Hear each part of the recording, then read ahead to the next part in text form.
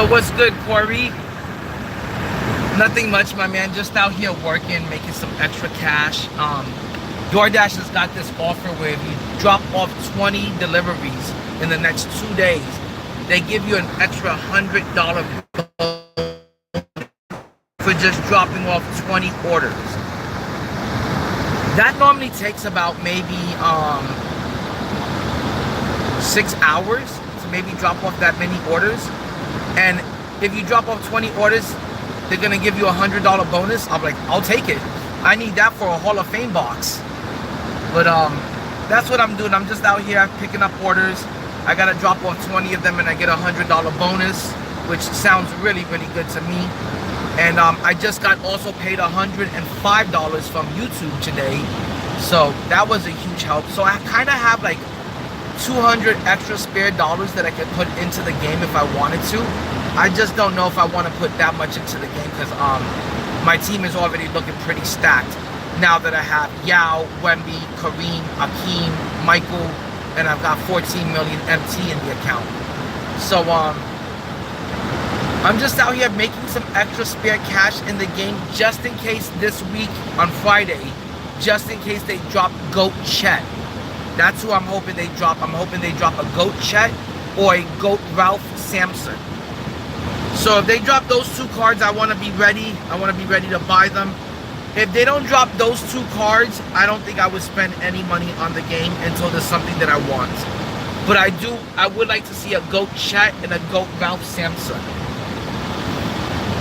That's what I'm hoping for.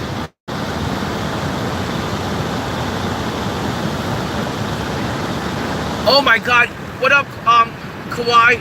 Let me tell you, I think a GOAT, all of those college players are gonna get GOAT versions. You're gonna see a GOAT Yaxel, you're gonna see a GOAT Olivier, all of those cards from the Bracket Buster set. Believe me, they're gonna get GOAT cards. And GOAT Yaxel is gonna be dangerous. Turn right onto Cypress Springs Parkway. And GOAT Olivier is gonna be dangerous. Take the first exit and stay on Cypress Springs Parkway. Trust me when I say 2K doesn't leave any money on the table. If there's an opportunity for them to make money on something, they're gonna cash in on it. And believe me, they wanna cash in on the draft. They wanna cash in on the NBA draft. They wanna cash in on GOAT Yaxel. They already know that we all love GOAT Yaxel. They already know we're gonna love Olivier Rayu. So they're gonna get GOAT cards for sure. They're gonna be getting GOATs. Either at the very least, I see them getting Invincibles, but I do think they're gonna get GOATs. I have a feeling 2K is gonna cash in on that. If they do make GOAT cards of the college players, I would recommend getting Yaxel. I would highly recommend getting Olivier. I am so glad that I got all of my bigs out the way and I didn't have to spend any of my MT on getting bigs. I feel like getting bigs is the most important thing you can do for your team. Having GOAT Yao Ming and GOAT Wemby on the same team and Kareem and Akeem coming off the bench, it makes such a huge... I already hit 200 wins. I'm done with Showdown for the season. I hit 200 wins in Showdown. I am 15-4 in versus Tier 1 players with an 81% win ratio versus Tier 1 players. And I was in Tier 2 of King of the Court this weekend. So I've been having a ton of fun because winning equals fun, and I've been doing a lot of winning, and I've been having a lot of fun with the game. And I love the fact, I think what made 2K great again was the fact that they dropped GOAT option packs that allowed you to select from 6 different GOATs every single week. Actually, it was 12 different GOAT cards that you could select from every single week at the cost of only $100 a box. And it guarantees that you get to make a good team. It guarantees you get to make the team you want. It guarantees you get to make the team in your vision. And it actually could be called MYTEAM for once. What up, OG Kicks? At the light, turn left onto Curry Ford Road. But I've been loving the game lately. The game has been a lot of fun. Like I said, I hit 200 wins. I'm in Tier 2 of King of the Court every week. And I'm 15-4 versus Tier 1 players, which is an 81% win ratio. So I've been having a lot of fun with the game. A lot of fun. And I can't think that I can't think of any better of a place that the game could be in right now. I think the game is in a very good place. It's in a great place, the game. You don't have to gamble your money away and risking at just a chance, at a hope of getting the card you actually want. You can now just rip that, instead of ripping a 51 pack box with a crappy topper, you can now just go buy the GOAT option pack and get the guaranteed GOAT card that you want. I think that's a huge W by this company. If they do 2K like this, if my team is like this next year, I'll definitely come back to my team. If it's like this again next year. But I'm really hoping that it's gonna be like this next year, where like you could just jump on board maybe towards the end of the game when the 100s and the end game type of cards drop, and just wait for them to drop like an option box or a Hall of Fame box that guarantees you what you want. I think that's the best time to jump on board, is during end game. To me, there's no reason to jump on board as soon as this game starts and waste your money on getting amethyst, diamonds, pink diamonds, galaxy opal, dark matter cards that don't play till the end of the game, that don't play till the end of the cycle of the game. But the game has been great, and I've been loving it. I've been having a lot of fun. I've been on the game every night till like 6, 7:30 in the morning. I'm like so dead tired. My sleep schedule is all over the place. But I just been having too much fun playing with GOAT Yao Ming, playing with GOAT Wemby, GOAT Kareem, GOAT Hakeem Olajuwon for free. You know, so I've been having a lot of fun with the game and just been like staying up like all night into the wee hours of the morning playing this damn video game and having a lot of fun with it. Too much fun. Besides that, if people want to say, hey, the game has gotten too costly, I would beg to differ. There's been years where GOAT cards drop and you have to spend $200, $300, $400, $500 before you even see, before you even sniff or come close to getting Yao Ming and Wemby. This year you were able to get Yao Ming and Wemby for just $200. That's a W. The game, it actually got cheaper to play, because in previous years you had to drop a lot of cash on fucking single packs, 10-pack boxes at $30 a piece, in just hopes of getting Yao or Wemby. And this year you were able to get directly to the point and just buy them out of the new player market. That's what this has become. This has become the 2K24, and they bought back the player market, guys. These aren't special inserts. It's just the player market bought back. That's all it is. You spend $100, you get access to the player market. You get to select from 6 different options now. It is a great way to a great system, and a W by 2K. Massive W by 2K. And I love what they did. They bought the player market back without even having to say it. And like I said, I've been doing a lot of winning tier 2 and King of the Court every single week. And 200 wins in Showdown. I'm done with Showdown for the rest of the season. There's only 4 days left in the season. I'm gonna take a little break from Showdown, and I'm just gonna rest and relax and enjoy the rest of the season, complete some challenges, and wait for the new season to start. Just coast on to the new season, and that's it. Season 8's gonna be phenomenal. There's gonna be a huge, massive market crash because the end of season 7 is coming and the beginning of season 8 is about to start. We're gonna get a new level 40. That's gonna be a GOAT card. Level 30 is gonna be an invincible. So just those 2 levels alone are gonna bring the market down. We're most likely gonna get sellable invincible packs next season for $75K, $20 a piece, and you'll be able to get a sellable invincible next season. That will bring the market down. And there will most likely for sure again be invincible toppers on 51 pack boxes. That's gonna bring the market down. And I want to say that somewhere in season 8 they're gonna give us those GOAT single packs for $20 a pop, but non-sellable. They'll drop that maybe in week 3 of season 8, and that's gonna bring the market crashing down. So the game has been great. The game has been really affordable to play now. I got 14 million MT. I'm living like a king in this game. I'm fucking living large. I'm top jefe. I'm the boss. I'm the GOAT. I'm the king in that game. So I'm loving it. I got MT to do whatever I want to do. Guys, we just got an order for $16.25 from Golden Corral. Let's go. We are bringing in this moolah. After I pick up the next 18 people, the next 18 deliveries, I'm going to get $100 bonus. I just got $100 from YouTube. That's $200 that I could possibly put into the game if I want this up and coming Friday for the new season 8. That's going to be a W. Corey, that's good, man. I'm hoping you don't have to spend money on UFC. I'm hoping that you found a game that you don't have to spend so much damn money, because right now, this game is killing my pockets with as much as I've been spending.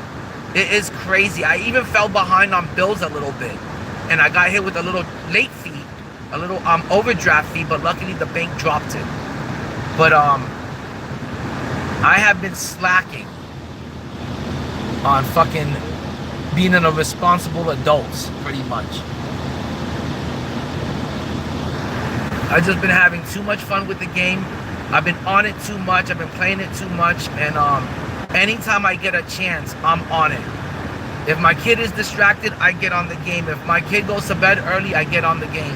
Anytime I have a chance to be on the game, I've just been on it.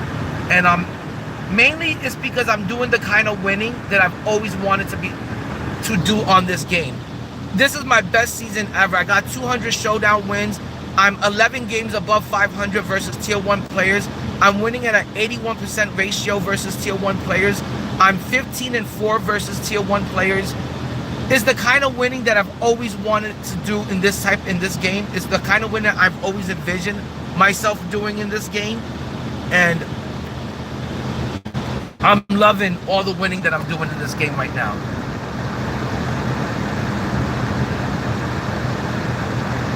And I'm shooting really good. I'm back to shooting I'm now shooting about 60-70% from the 3-point land again. So I'm getting used to my new GOAT players. Because guys, you also got to remember, even though the GOAT cards are great,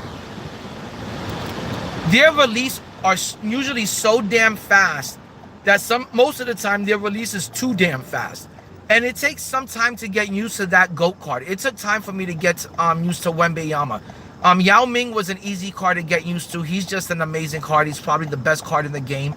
But it took me time to get used to Akeem. Kareem was pretty easy to get used to. Michael was pretty easy to get used to. But there's some GOAT cards like Larry Bird. His release is really, really fast. It took some time to get used to Larry Bird. So don't think just because you got GOAT cards, they're going to shoot the way you want them to shoot, or they're automatically going to be the best shooting cards.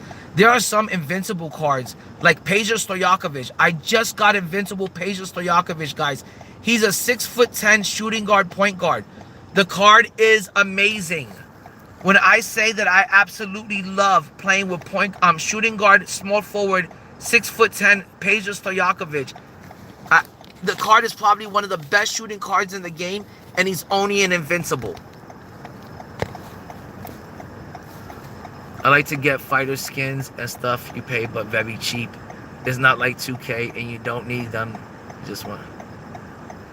Well, Corey, I'm glad that you found a game that you don't have to spend, an arm and a leg in, because I tell people all the time that this is going to be the last season for me spending this kind of money on 2K.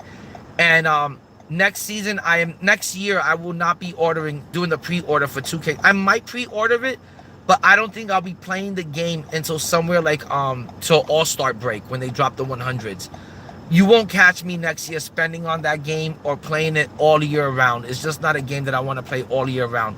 And plus, next year, I'm looking forward to GTA 6. And believe me when I say that this channel is going to be streaming GTA 6. I haven't played Grand Theft Auto since Grand Theft Auto Vice City, when they were in Miami in the 80s. I have not played Grand Theft Auto since then. But I'm completely ready to get back into it as soon as they drop Grand Theft Auto 6. I'm going to just get back into it. I'm still going to stream MYTEAM, and I'm still going to be talking about MYTEAM, but I'm also going to be streaming and talking about Grand Theft Auto. There's no way anybody that is streaming or making content should pass up the opportunity to cover that game. That game is going to be historical on a different level.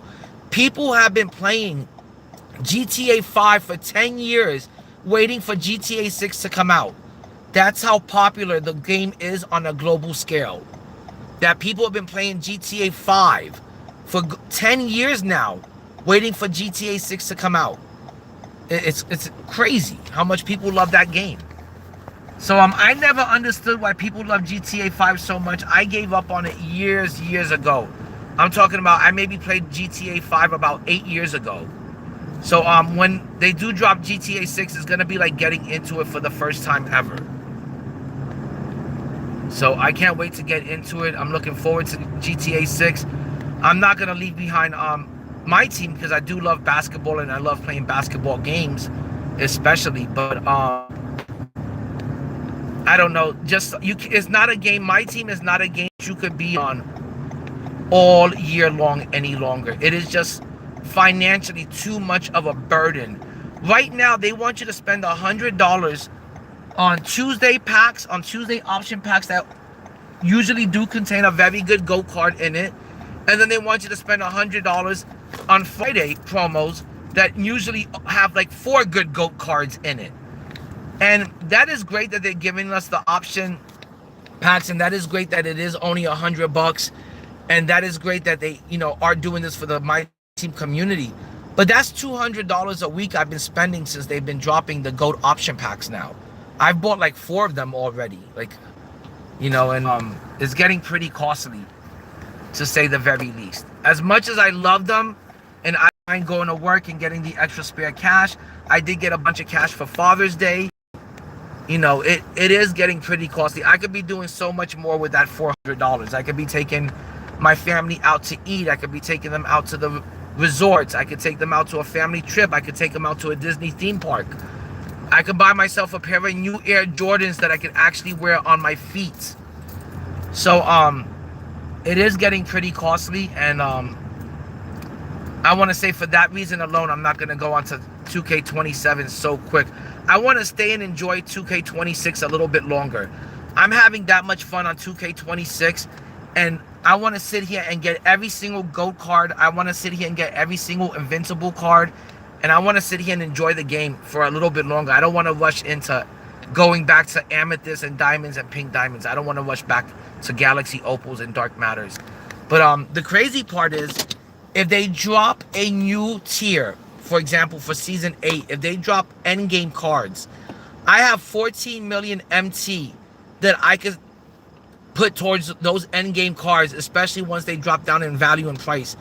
And if they drop a new tier, I'm not going anywhere to start all over again and repeat the same cycle over, when I'm going to have so much fun enjoying these new endgame cards if they drop them. If they drop endgame cards, why would I want to rush into 2K27? I'm going to sit here and I'm going to want to enjoy these cards that they're dropping for the first time ever. So I don't know what 2K has planned for Season 8, but it looks and feels like it's going to be the best season ever. And it's going to affect how I feel about 2K27. Okay, guys, you're going to have to come in with me to the restaurant because I'm going to have to take my phone in.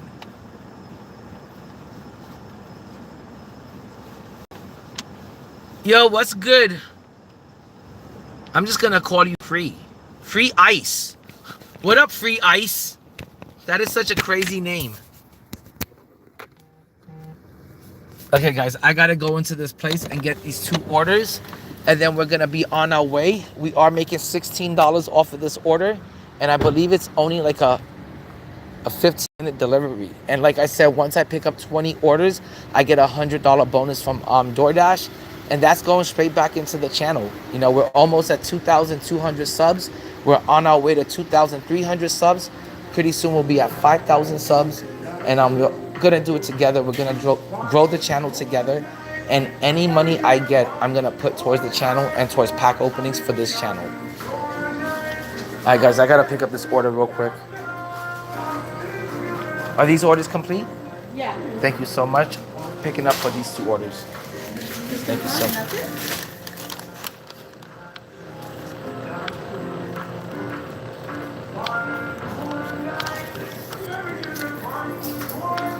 Hold on, guys. I gotta confirm this order. Thank you so much. You have a good day. This place is called Golden Crust, and they sell all Jamaican food. It is such good food. I highly recommend Golden Crust. is the only place where you can get oxtail. And I love me some oxtail and tripe. I know that sounds nasty. I have weird eating habits, but it is really good. Once you've had it, you'll understand. But I'm from New York, so there was like a Jamaican restaurant on every corner.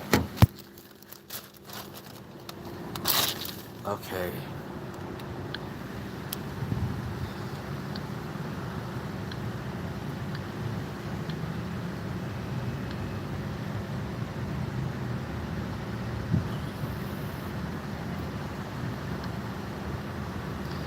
All right, guys. We're on our way to the next order. It is a $17 order. Basically, it's $16.97. And it looks like it is... The first part is 12 minutes away. So not too bad. I always say if you can make $17 in 12 minutes, that's a W. And lately, ever since my account is all back in like the high 90s, like I got a 90% or 95% acceptance rating. I got like a 99% completion rating. I got like a 96% on-time rating. I'm in the platinum tier. Once you get into like the platinum tier with DoorDash, every order is like 11 to 16, 17, $20 an order. So like you start making way better money, and you start making the money like a lot quicker and easier. So I'm glad I got into that platinum tier. It took a lot of work, but it was worth getting into. Like I said, now my average orders are between like $11 and $17, and they're always within like 10 to 12 minutes away. So I'm always making like $17 every fucking 15 minutes. Yo, shout outs to the Jamaicans for real, GG. Because no joke, Jamaican women are hot as fuck and they cook good as fuck.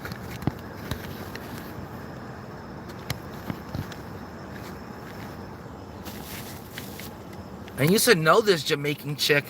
Oh my God. Not that she was my girlfriend or anything, more like a friend with benefits. And when I say she was a friend with benefits, I'd go there, bang her out, and next thing I know, she's making me Jamaican meat patties. And I'm like, what the fuck is this? And she would make me these Jamaican beef patties with, she would cut open the beef patty and throw in mozzarella cheese and a pepperoni in there. And I'm like, what made you do that? And she was like, oh, it's because you're Italian. So I threw in some mozzarella cheese and some pepperoni. When I say that she used to go out of her way to take care of me, she was a great, great girl. But I used to only just fuck around with her, and I never made her like my girlfriend. And eventually somebody scooped her up and wifed her up and made her, you know, turned her into a wifey, because she was definitely wifey material. So shout outs to all the Jamaican girls, because they really know how to take care of their guys.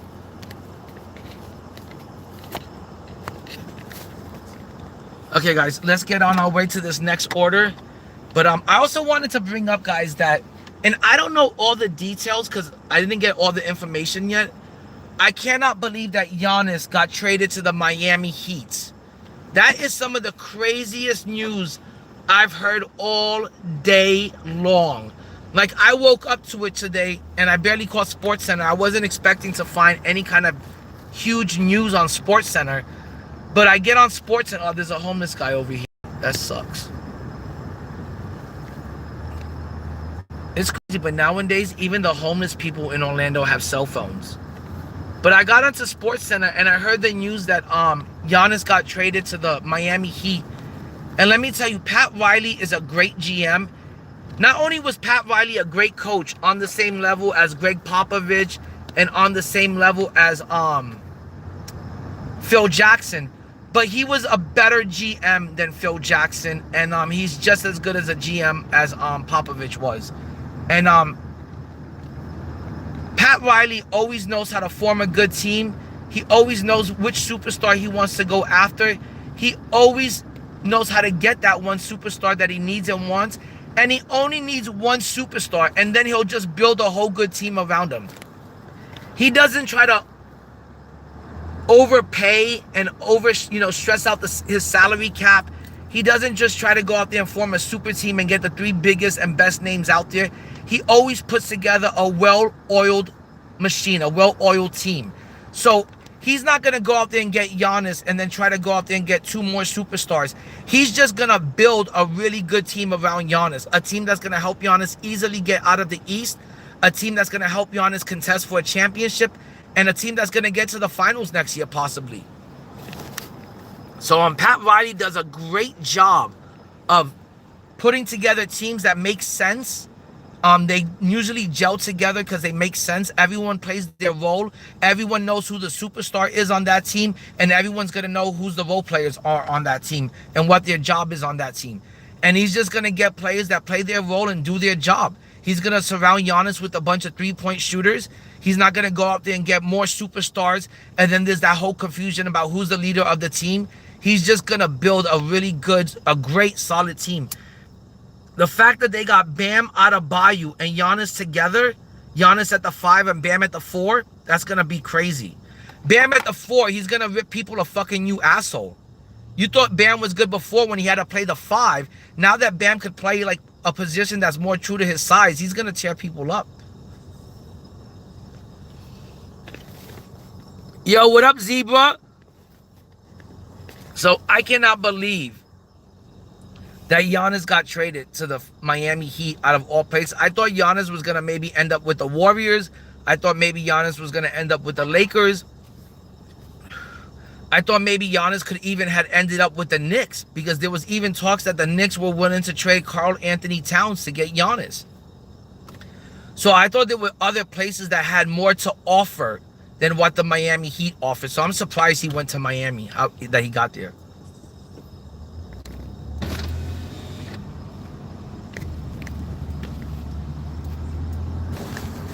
But the Heat are definitely going to be contenders next year. They're definitely going to be able to build a good team around Giannis.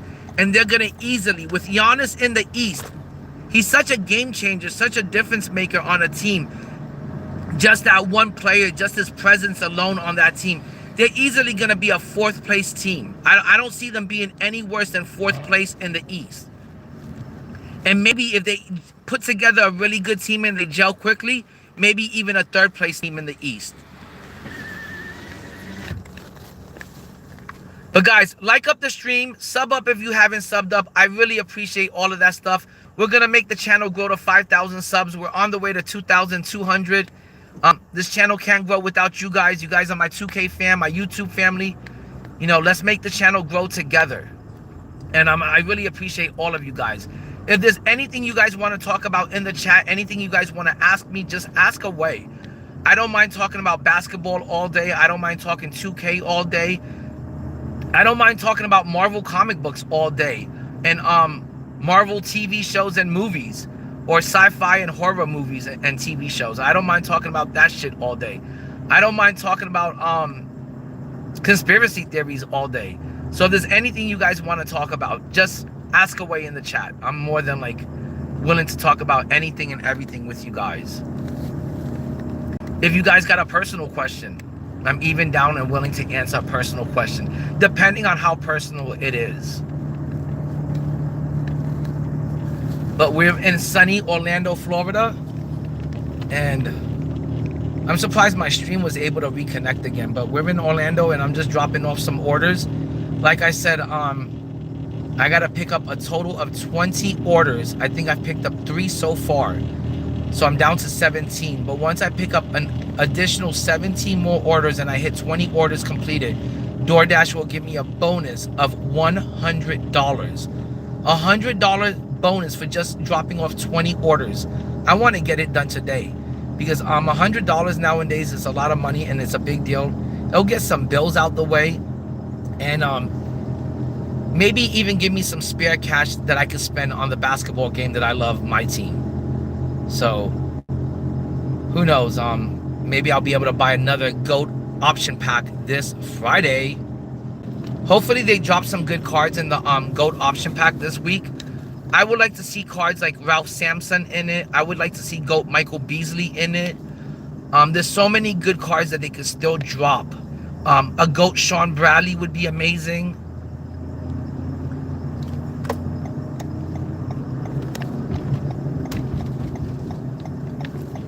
So there's a lot of good cards that they can still drop that I'm hoping that they're going to drop. I would love to see a GOAT Ralph Sampson is what I'm waiting for. That's the card I'm... Oh, and I'm also waiting for GOAT Chet. That's the other card that I'm really waiting for. I'm waiting for GOAT Chet and GOAT Ralph Sampson. After those two cards, I would be absolutely set for the rest of the year.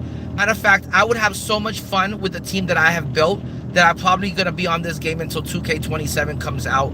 I'll probably be on this game until like next Christmas. If I can build the team that I want to build. If I can get cards like GOAT Chet that can play the small forward and GOAT Ralph Sampson to come off the bench with Kareem. Why would I want to rush back to 2K27 to start all over again? I don't know why anybody would. But if I can get those kind of cards that I really want to play with this year, I'm going to be here for a little bit longer enjoying 2K26 because I like the game that much.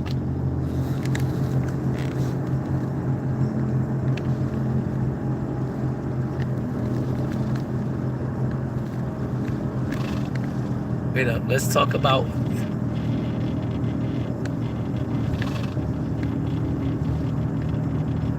Let me tell you, that is pretty sad, and I am going to touch on that for a little bit. We live in the great country of the United States of America. There should not be families that have to live in hotels or motels. I'm also an Uber driver, and this year, it's probably been the worst I've ever seen it before in my life. And I've been doing Uber for like 8 years, 8.5 years, maybe even 9 years I've been doing Uber and Lyft. And this year, I've dropped off the most families I've ever seen that are living in motels and hotels. And they're over there struggling to pay like the hotel or the motel. I guess you got to pay it like every day. You got to pay it off each day. So they're struggling just to pay off this daily rent. And I guess some hotels will charge you once a week or some motels will charge you once a week. But it's like they're paying rent every day or every week just to have some place to live. And we live in America, and we pay so much money in taxes and so much money, you know, like just into taxes, period. We shouldn't have people going without health care, and we shouldn't have families living in hotels and motels. It's pretty sad when you see that kind of shit, especially in a thriving city like Orlando, where everyone is living good from what it looks like to me. You know, everyone's living pretty damn good over here. There's no reason that a family can't take a sick child to a hospital, or a family can't have a place to live that's better than a motel. So, you know, things need to change, but the cost of living is so damn much. The cost of housing is so much. The housing market in Orlando stinks. The average cost of a house in Orlando is $495,000. It's almost $500,000 for a house in Orlando. And I want to say that the average person does not bring home enough income to afford a house that is $500,000 in Orlando. The average person in Orlando is probably making less than $50,000 a year. If you're making $70,000 and above in Orlando, you are living large. You are doing good. If you're making $20 to $25 in Orlando, you're living good. So I always tell people, you got to be grateful and thankful for what you have, not always thinking about what you don't have. Be grateful and thankful for what you do have and the blessings you do have in life, because you could be living in a third world country, and you could be living somewhere homeless under a bridge, and it could be a lot worse. So you got to be grateful and thankful for everything you've got.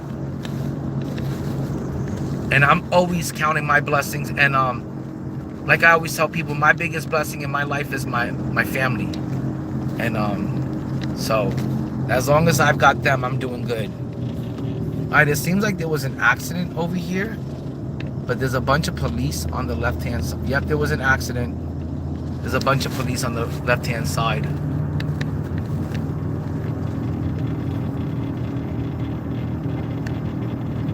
Yo, what's up, Elena? And what up, Hope? Hey guys, if I don't get to say hi to you like really quick and say what's up real quick, it's just because I'm trying to concentrate on driving, and I'm also trying to focus on the GPS and trying to get these deliveries delivered on time. Because when you're doing DoorDash, the most important thing is for the deliveries to be delivered on time, and for them not to be late. That's the only way you're gonna get a high rating in this, with this app, with this job, and that's the only way you're gonna get the high paying deliveries, is if you're delivering them on time. And that's the only way you're gonna get into like the platinum tier. Once you're in platinum tier, you're making like really good money with this job. Like the last 3 days, I've been averaging like close to $100 a day. So it's been really good out here. And all I do is pick up food, avoid the police, smoke weed while I'm dropping off the orders, and hang out with you fine people in the chat. So as long as I can do that, and I've got my family and I got air in my lungs and whiskey in my cup, I'm doing pretty damn good in life.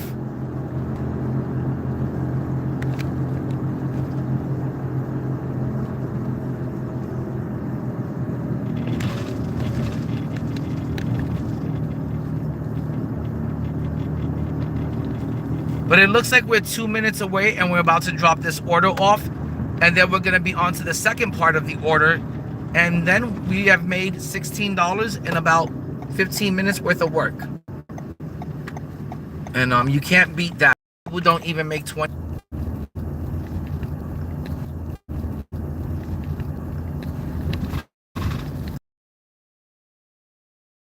The internet in Orlando is real spotty, real big city. I want to say it's just big as New York or Miami or something like that. It's a real big city, and for some reason we get like sometimes the worst internet, but I think it's due to the weather because we're in a little bit in the rainy season right now. It's a little bit rainy lately, and it kind of messes with the internet. Okay, guys, I gotta drop off this order real quick, and I'll be back.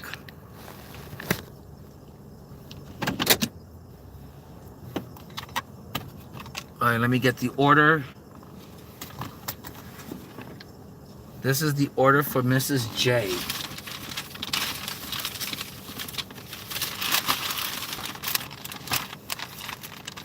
Yep.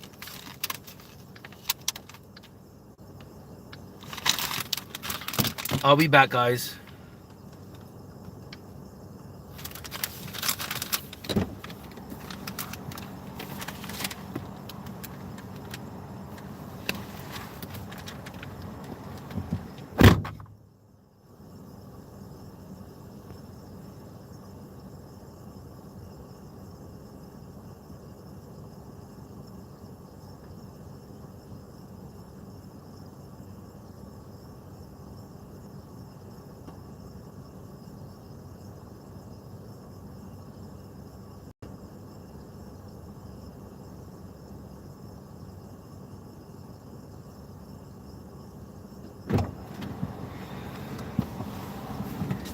Hey guys, thanks for hanging out and chilling. There is something else I want to talk about when it comes to the game of MYTEAM right now. And I feel like lately a lot of people have been suggesting and recommending to the audience that, hey, if you want to rip a GOAT option box, go grind out My Career, play the game for 30 hours, and at the end of the week, when you grind 30 to 40 hours into My Career, you're going to get enough VC where you could rip the GOAT option box for free. Well, that sounds good in theory. I would say that's more something a child should be doing, like a little kid should be doing, a kid that's home all day and has nothing else to do but just stay home, play video games, and a kid that's off school for the summer and that's just hanging out, and has time all day to do that. But in actuality, as a grown-up, you don't have 30 to 40 hours a week that you could spend playing My Career, a mode that if you're a MyTeam player, you don't want to play My Career. You don't want to have nothing to do with that mode. Why would you want to go grind out and play another mode that you don't enjoy, that you don't have fun, and that you want nothing to do with, just to make 450,000 VC so you can go back to the mode that you like and enjoy, MyTeam, and then get the GOAT option pack? That to me is like a lot of it's very time consuming, and it sounds like a huge waste of time. What I recommend is, if you want something out of this game, if you want to get something out of MyTeam, go, if you're a 13, 14-year-old kid, go out there, mow some yards, mow 5 yards, and you can get that done in maybe 5 hours. You're gonna make $100 and you're gonna have the money that you need to get the GOAT option back box. If you're an adult and you don't want to spend any money out of your checking or out of your savings account, get out there, go download the DoorDash app, go download the Lyft, instead of getting out there and have 30 to 40 hours worth of My Career so you can get a free GOAT option box. I think that's stupid. I think it's ridiculous. I think it's very time consuming. It's going to keep you away from your family. It's going to keep you away from going outdoors. It's going to keep you away from doing summer type of activities. When you can just go out there and do 4 hours of work and get it over with really quickly and have the money to spare on the game, you know, to put towards the things you want to put towards. And that's what I always recommend people to do, is like not waste your time. I think it's Heat Vike. Some dude named Heat Vike. I'm really not sure who he is, but he's like a MYTEAM content creator. I don't think he's a streamer. I think he makes videos. But like, you know, he'll tell you, I've got a VC method. You know, go grind out my career for 30 to 40 hours a week, and you can get the GOAT option pack for free if you grind it all out, you know, in 1 week. And you make that 450,000 VC in 1 week. To grind out 450,000 VC in my career, you're lucky by the time you make that VC GOAT option pack that you wanted is still around. You know, like, man, you know, it could take you a week and a half to grind out 450,000 VC. You know, that's 30 to 40 hours worth of work. You could be out there working, making real life money. So I kind of think it's irresponsible, and I kind of think it's stupid when people recommend like, hey, go dedicate your life to NBA2K and go sit on this game for fucking 30 to 40 hours a week so you can grind out virtual currency so you can buy a GOAT option box. Like, that's a way a kid should be thinking about the game, not an adult. Like, as an adult, just get your ass to work and put in 4 hours worth of work and buy the GOAT option box 4 hours later. You know, I wouldn't recommend grinding out any fucking game for 30 to 40 hours a week like it's a part-time job, you know, just to get free things in a video game. That is pure stupidity. You know, that's where, like, that's when somebody in the MyTeam community, if he's a streamer or a content creator, that's where you lose me and I kind of check out. I just think it's so stupid. There's better ways to get the things you want in a video game than fucking sitting there for 30, 40 hours playing it straight for 30 to 40 hours a week. You know, in a mode that you're not even in love with. So, that's what I recommend. If there's ever a game that you want to spend money, if you play Pokemon, if you play fucking Grand Theft Auto, you know, if you play Fortnite, you know, I just feel like the days of grinding out the game for 30 to 40 hours to get something you want out of a video game, I feel like those days are done. You know, just go make the money and go buy whatever you want out of the game. You're gonna have much more fun just, you know, buying things for the hobby that you enjoy instead of grinding out your hobby like it's a fucking part-time job. And that's the point I've gotten to. You know, I hate fucking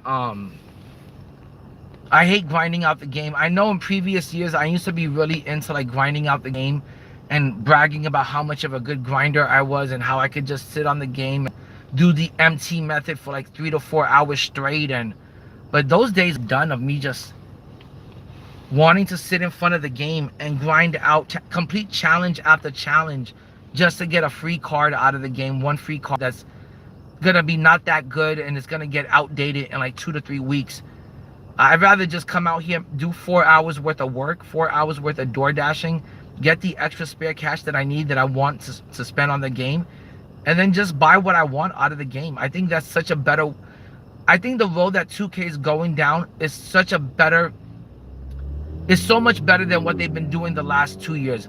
I think people are gonna really like, they're gonna really value, and they're gonna really appreciate the fact that they can just come home after work, and if they want to buy a GOAT option pack or a dark matter option box or an invincible option pack, whatever the case is, just come home, buy the pack, and actually select the card they want and get their money's worth, get exactly what they're paying for and get their money's worth, because they're gonna now be able to select and choose exactly what they want. I think 2K is going down a great path. I think it's a huge W, and I've been loving it. I can't wait to see what they're gonna drop this Friday, what promo is gonna be coming out. I think it's gonna be GOAT Chet. I think a GOAT is coming out. I can't wait to see what they drop every single week now. I look forward to this game every single day now. The game is pretty much my daily driver. It's the game I look forward to playing every single day. And it's probably gonna be that way until Grand Theft Auto 6 comes out.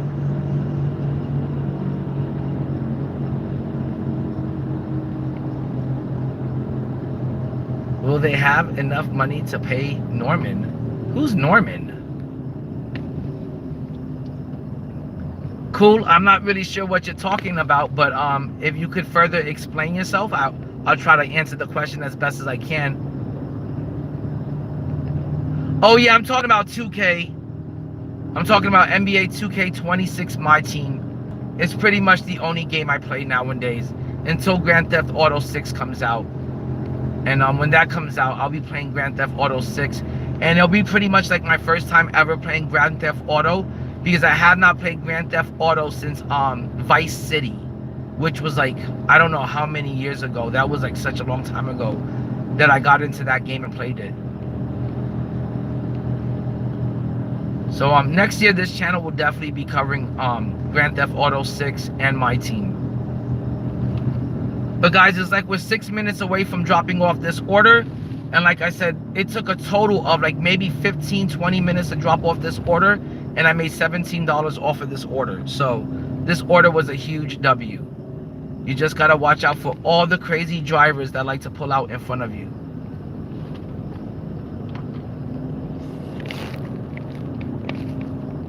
And it does look like the sun is about to set. Guys, if you guys could get me to 10 likes, I know there's got to be one person that didn't click like yet. If you guys can get me to 10 likes and sub up if you haven't subbed up yet, that kind of stuff makes my day. It really does. And I always tell people, if you can do something to make the next person happy, you know, the person that's around you, if you can do something little as just like clicking a like button, if you can do something little and minute to make a person happy, do it. Because if we all think that way, if we all go around trying to make the next person around us happy by just doing something small, even something small like letting a person get from one lane to another without, you know, beating up on them. If you can just do the little things in life to make the next person around you happy, it paints a bigger and more beautiful picture for all of us, and everybody will have a good day. So I always try to make, you know, people happier, you know, even if it's just doing something small to make a person, someone around me happy just by doing something small. Even if it's like I'm entering a Target and I hold the door open for someone. Just little things like that make people happy. And, you know, and if we all do the little things, you know, everyone can have a beautiful day out of it.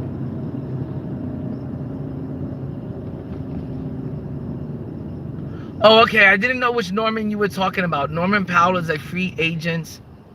And I hear he put all the money on GANNIS on the compote.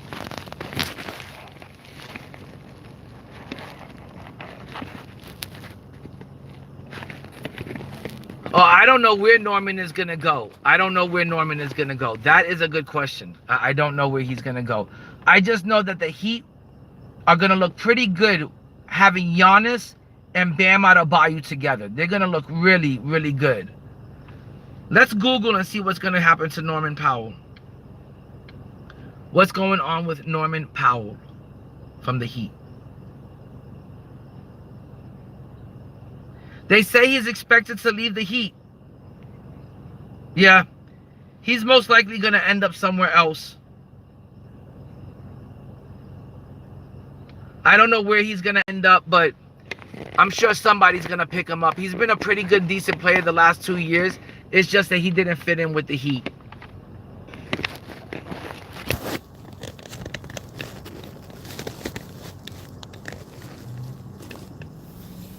And guys, I'm not sure how the picture is looking on this end, but it is like the sun is starting to set and it is causing a bit of a glare.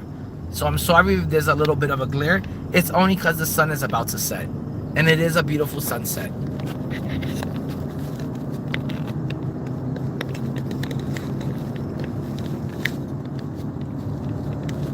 But I also can't wait for the new NBA season to start. I'm also looking really, really forward to the new NBA season. I'm looking forward to my New York Knicks. Guys, it feels good to say that my New York Knicks, I'm a hometown kid. I was born and raised in New York City. I was born in Manhattan. I was born and raised there. I grew up in New York. I lived in practically every single borough. I grew up in the Bronx. I spent a little bit of time in Brooklyn. I spent a little bit of time in Queens. And I'm a New York boy to the socks, to the roots. And it feels good to say that my New York Knicks are the NBA champions. It's been like 40, 50 years in the making. It feels good to see. And I want to say that maybe I didn't think Brunson was a superstar before the Knicks won the championships. I wasn't even sure if he was a superstar while the Knicks were having this great, impressive run in the playoffs, to the finals, to the championship ring. I wasn't even sure if in the finals if he was a superstar that could carry New York to a championship ring. If he's only 6'3". If he was going to be able to put the whole city of New York on his 6'3" little tiny shoulders and carry them to a championship. I didn't think he was that kind of superstar. He has now showed me that he is a superstar on the levels of Allen Iverson, of what Allen Iverson should have been, what Allen Iverson should have done when he played against the Lakers and he carried the 76ers and the city of Philadelphia to a championship ring. To the finals. It's what he should have done. It's what Allen Iverson should have been like in the finals.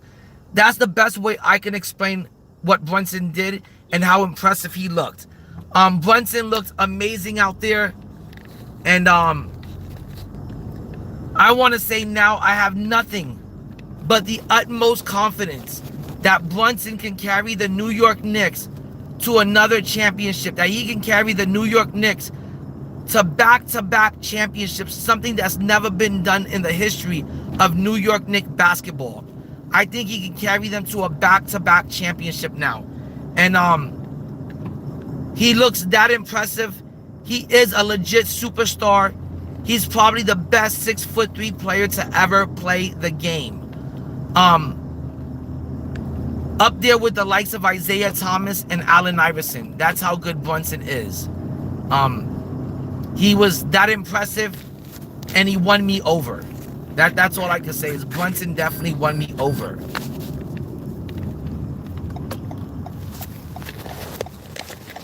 I may have not been the biggest Brunson fan when they had a trade, when they traded for Brunson. Damn, people drive so stupid out here, like fucking idiot lady and shit. I may have not been the biggest Brunson fan when with the Dallas Mavericks. I thought he was a very good player, but at the same time, I just thought that Brunson was just a good role player, a good supporting cast player, a good sidekick, but not a superstar. When the Knicks got him, I didn't think the Knicks got a superstar.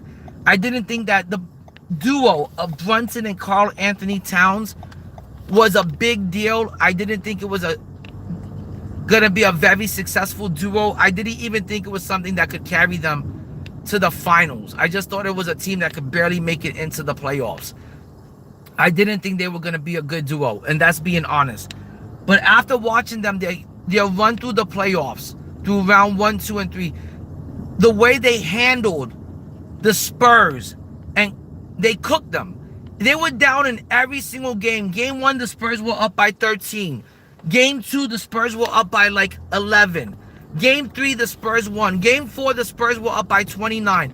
And each time, my New York Knickerbockers came back and made a huge comeback, sealed the deal, and won the game and won the finals and swept the Spurs. Gentlemen's sweep. I didn't think the Spurs were going to lose to the Knicks. I didn't think the Knicks were going to beat the Spurs. I didn't think they had what it took. I thought Victor Wembanyama was going to be too big of a superstar for them to take down. But they proved me wrong. They had veterans on that team. They played good defense. They played good, hard-nosed, tough defense on Wemby. And Brunson was clutch. And when I say Brunson was clutch, he was clutch on the levels of Michael Jordan and Kobe Bryant. The fact that he had 45 out of the 90 points to win the final game against the Spurs was amazing, was an amazing performance. And the only words that you can use to explain his performance is clutch.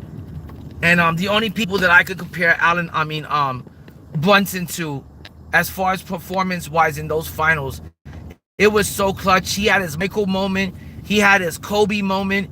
He was looking like Allen Iverson out there, like a better version of Allen Iverson. So, can the New York Knicks repeat? I think they can. And if the New York Knicks can find a way to get one more third solid piece, a piece that when Brunson goes to the bench or Karl Anthony Towns isn't having the best day, a third piece a third player that could take over some of the scoring load, where Brunson doesn't have to carry all the scoring load on his own by himself. You know, because he is only 6'3". He is 29 years old.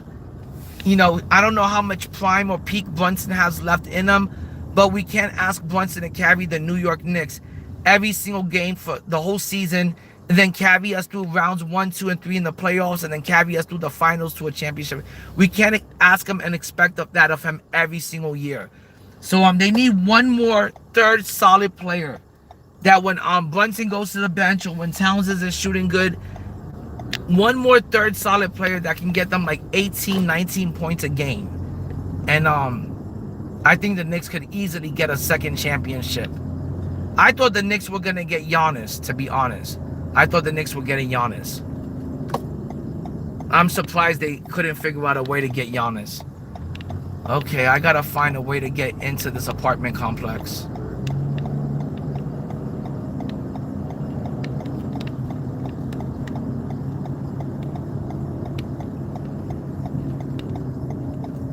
I think this may be the way in. I hate having to try to get into like all of these gated communities. It's ridiculous. I'm pretty sure this is the apartment complex that I have to get into, but it's a gated complex, so it's a little bit tough to get in. I think I heard about that rumor too. I'm glad you brought that up. Cool. I'm really glad you did bring that up. I think the Lakers should bring back AD. Let me tell you why. LeBron James needs players that fit his system and his style of play. Because when you play with LeBron James, you are running the LeBron James system. You are playing his play style. On top of it, Luka plays really good with bigs. Second of all, you have to get players that want to play with LeBron James. Because if you're like someone like a Russell Westbrook and you get traded to the Lakers and you don't want to play with LeBron James and you're not willing to gel with them, you're not willing to be his buddy, you're not willing to be his sidekick, you're not willing to be his Robin and he's Batman, his running mate. You know, if you're not willing to be his buddy and not gel with them, it doesn't make for a good pairing. So LeBron needs players that fit his system, that can spread the ball and spread the floor and hit the threes from when he kicks out for the three. Remember, LeBron James is all about putting his head down, barreling and bulldozing his way to the rim and getting to the rim. And if he can't get to the rim, and then he kicks out to the open spot up three-point shooter. So he needs to be surrounded by three-point shooters that spread the floor. He needs to be surrounded by bigs that spread the floor. And AD, not only does he fit the LeBron James system, he's going to go along with the LeBron James system because he wants to be buddies with LeBron James. He likes LeBron James. He enjoys playing with LeBron James. And it has to be those two things if you want to, when you want to get LeBron James new teammates. It has to be people that want to run with them, and it has to be people that fit his style of play and his system, because you have to run the LeBron James system when you team up with them. But I think AD is going to play well with LeBron, and he's going to also play well with Luka. Okay, now I got to see if I've got the gate code for this fucking thing. Okay, let me put the gate code in, guys, and then we'll be on our way.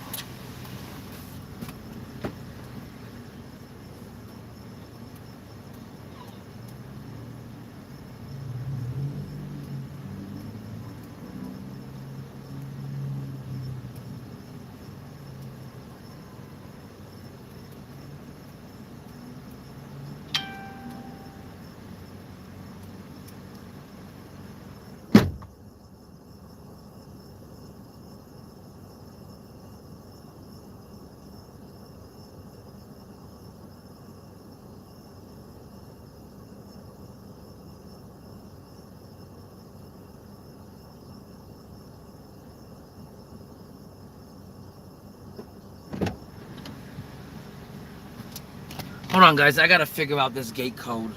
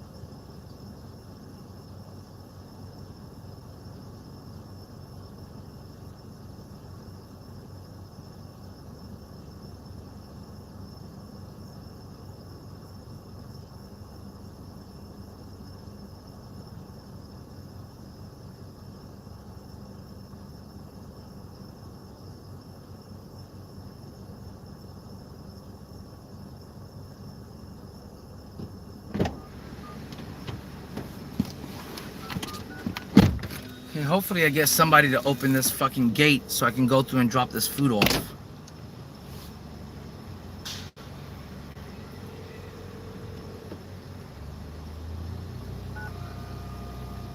Thank you.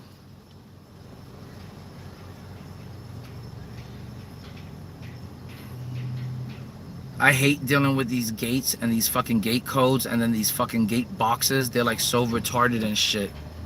And it's like, I don't understand the whole purpose of like a gated apartment community. It's already ghetto and hood because you're living in an apartment community. Okay?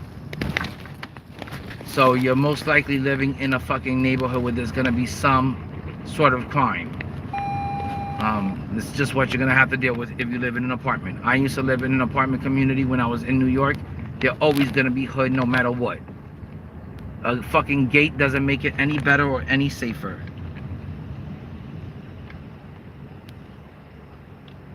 Shit.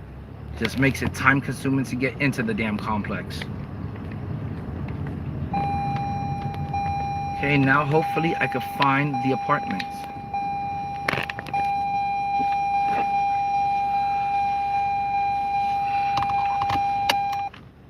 That chick over there is like a 300-pounder. She's like a quarter whopper. That's a burger right there. That's a burger. I call girls like that burgers. Those are burgers. She was a quarter pounder.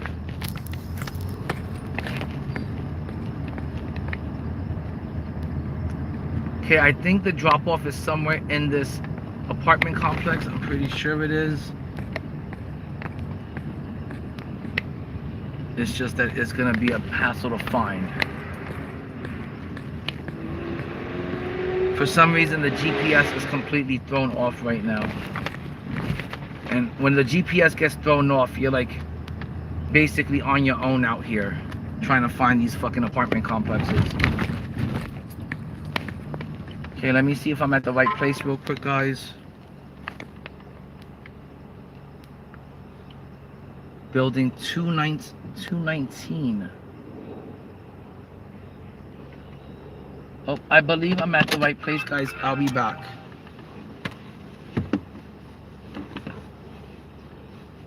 I'm looking for building 2053. 2059. I'm at 2053. That is 2051. I'm guessing we must have passed 2059. Alright. This place was a little bit of a hassle to find, but not that big of a deal.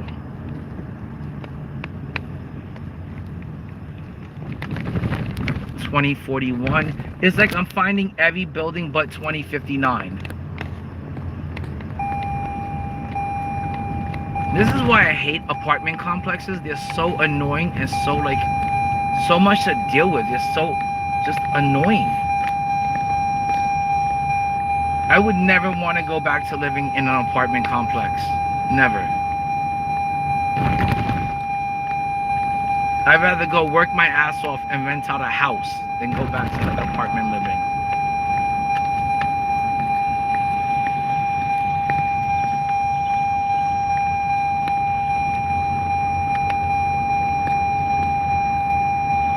And this car just likes to beep the whole fucking time until you do what it tells you to do, which is put your seatbelt on. But there's no reason for me to put my seatbelt on when I gotta get out the car right now. Okay, I found 2059. I passed it. I'll be back in 2 seconds, guys. I gotta drop this off and I'll be back.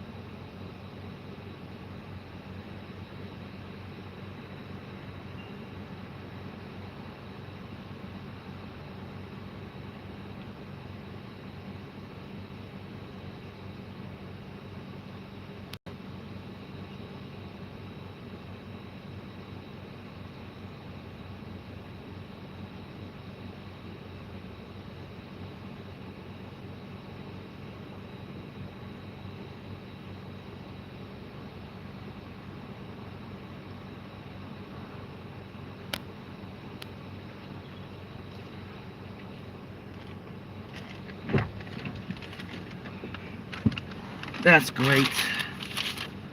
Having some problems with the last order.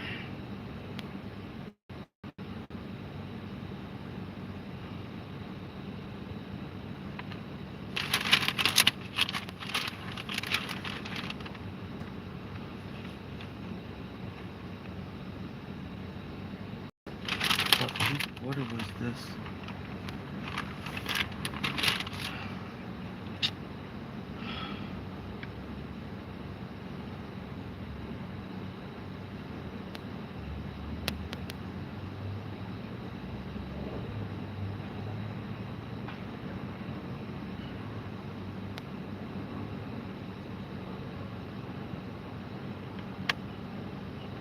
Okay guys, I'll be back.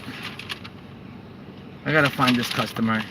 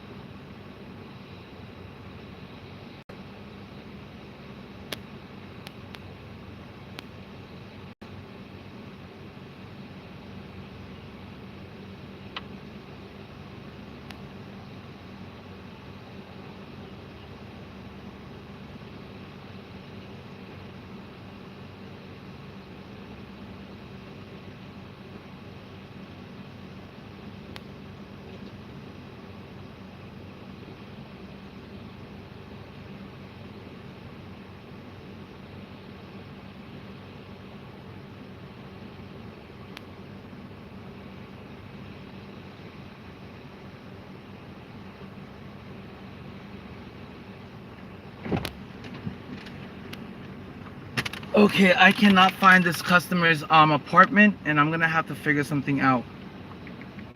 Gotta contact like DoorDash support.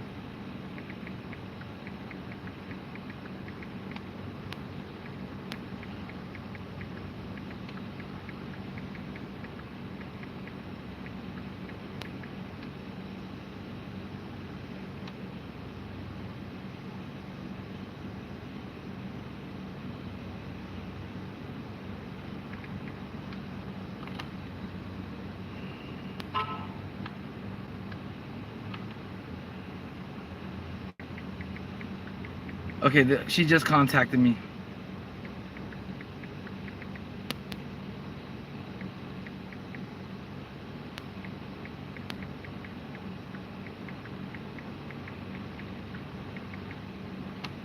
Okay, hopefully she's gonna contact me real quick.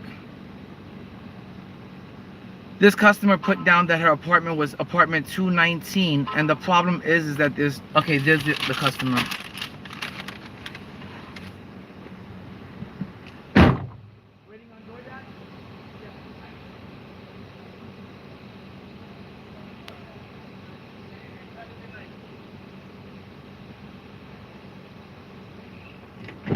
Okay, that worked out great, guys. Okay, guys, we just made $16. That was only like a total of 20 minutes to drop that order off. And we're basically now on to the next order. So I started at like, I think I started at 6:30 today, and I've already made $25, and I've only been at work for like maybe 40 minutes. So it's a good day. It's a good start to this day. Sorry that took so damn long.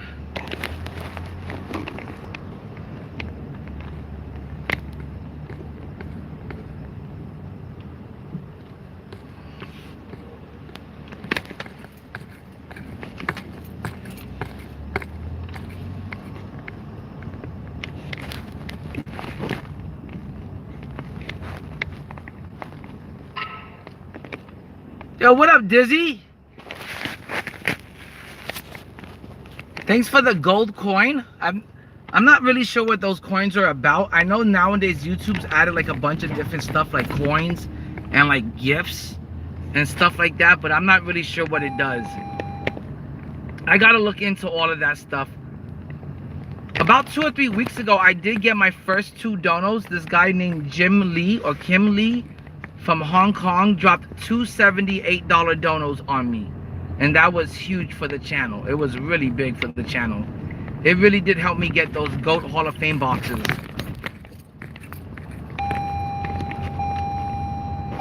Alright guys, I gotta buckle up because this car beeps the whole time if you just don't do what it says. It's annoying.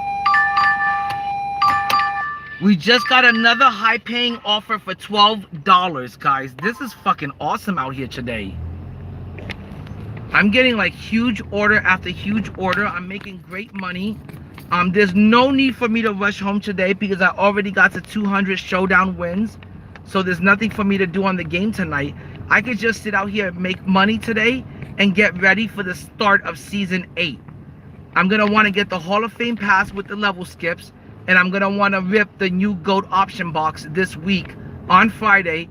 Especially if it has GOAT Chet or it has GOAT Ralph Sampson in it. If any of those two players are in the GOAT option box this week, believe me, I'm going to get the GOAT option box this week again. I've been buying those boxes like once or twice a week ever since they've been coming out. They're highly addictive and you get exactly what you want and you get exactly what you pay for, which is a good thing. It's a W by the company. Where did the big fat lady go? I don't know. She took off, but she was huge. That lady was ginormous. I'm talking about this lady wasn't just big. She was like a 300-pounder. You know, she was a quarter-pounder with beef. She had some extra cushioning. And it wasn't the right kind of cushion for the pushing.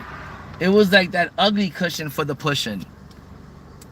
So, she was not looking good. There's some big old women out here nowadays. Some bigums. I call them bigums. Not to mean that I discriminate against any sort of woman. I like a nice thick woman. Better than a skinny beanpole woman. But, she can't be a quarter pounder with cheese. You know, she can't be that big. I like a nice thick girl, not overly thick. You know, a girl like that can definitely crush you. She could definitely put some hurting on you. You try to take a girl like a big old girl like that to bed, she could hurt you. She can make you pull her back. She can make you strain a muscle and shit, a girl that big. You know, I have weight limitations on my girls. There's only so much I can handle at 5'7". She can't be the biggest girl ever. Like I said, I don't mind a nice thick girl, but she can't be the biggest girl ever. There's only so much I can handle.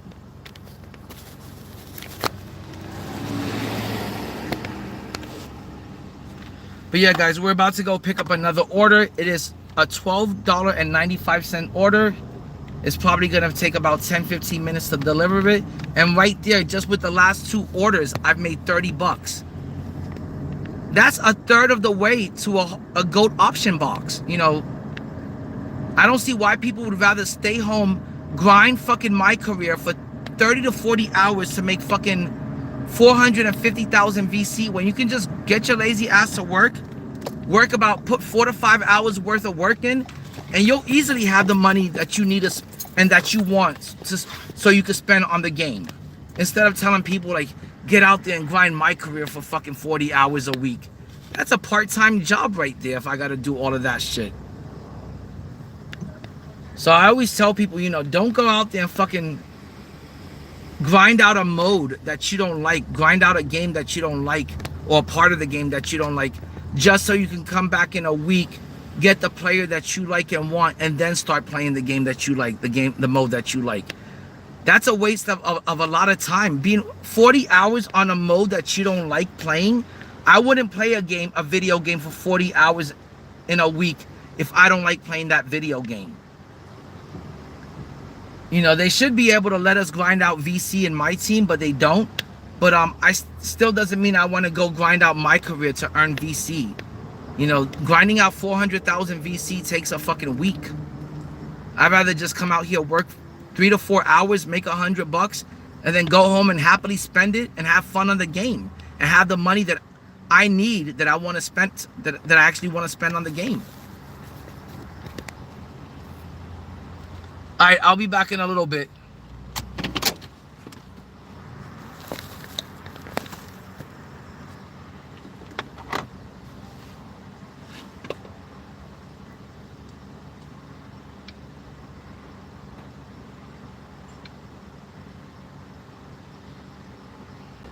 Oh, it looks like, guys, we're gonna be going into Chipotle. We're gonna do this together. And trust me when I say, I know that it's pretty stupid that we gotta spend so much damn money on this game. But MyTeam is not for the faint of heart. MyTeam is not a game that you go into thinking, hey, I'm gonna go play this game and I'm gonna go play it, no money spent. It's a free game that I can play and have fun with. No, MyTeam is the complete opposite of that. MyTeam is a game that you have to make 6 figures a year to play and enjoy. It is a game for, I want to say, the wealthy and the people that want to put the money into this game and that they don't feel bad putting money into this game. If you feel bad about putting money into a game, this is not the game for you. MyTeam is not the game for you then.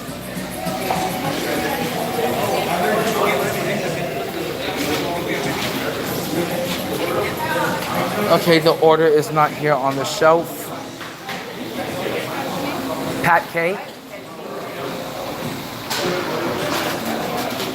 Chipotle.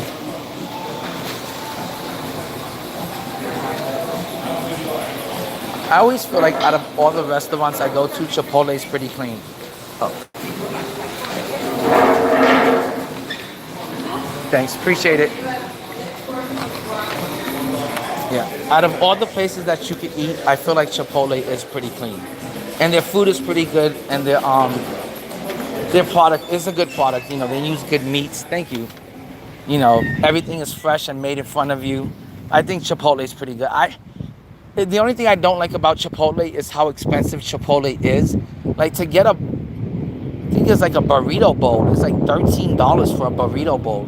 Or like just the burrito is like $8 or something. But if you want to add guacamole, it's $2.50 to add guac. So it is really expensive to eat at Chipotle, but I feel like it's really, really good food. Where did I park the car? Oh, I parked over here in this little tiny corner that's gonna be a bitch to get out of. But I love Chipotle. I would eat at Chipotle more often if it was a little bit cheaper in price. Like I said, it's $2.50 just to add guacamole.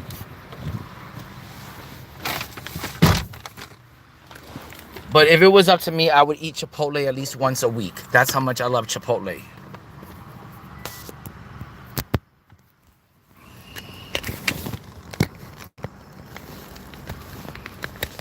Okay, guys, we're on our way to the next delivery. Let me start up the trip.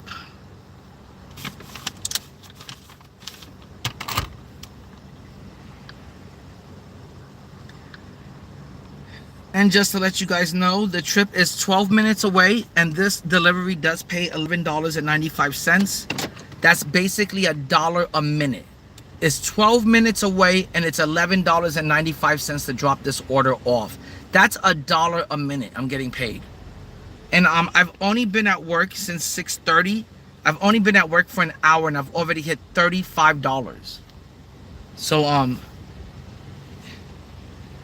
I really hate it when like people get on YouTube and like give you like such bad like advice or bad like, yeah, just bad advice and recommend such nonsense. Like for someone to recommend for you to go play, you're a MyTeam player, and yes, I know I wish they had a way to earn VC in MyTeam, but for someone to tell the community that, hey, if you want to get GOAT Yao Ming or GOAT Victor Wembanyama, there's a quick and easy VC method, and all you have to do is watch my video and then go play my career for 40 hours in a week.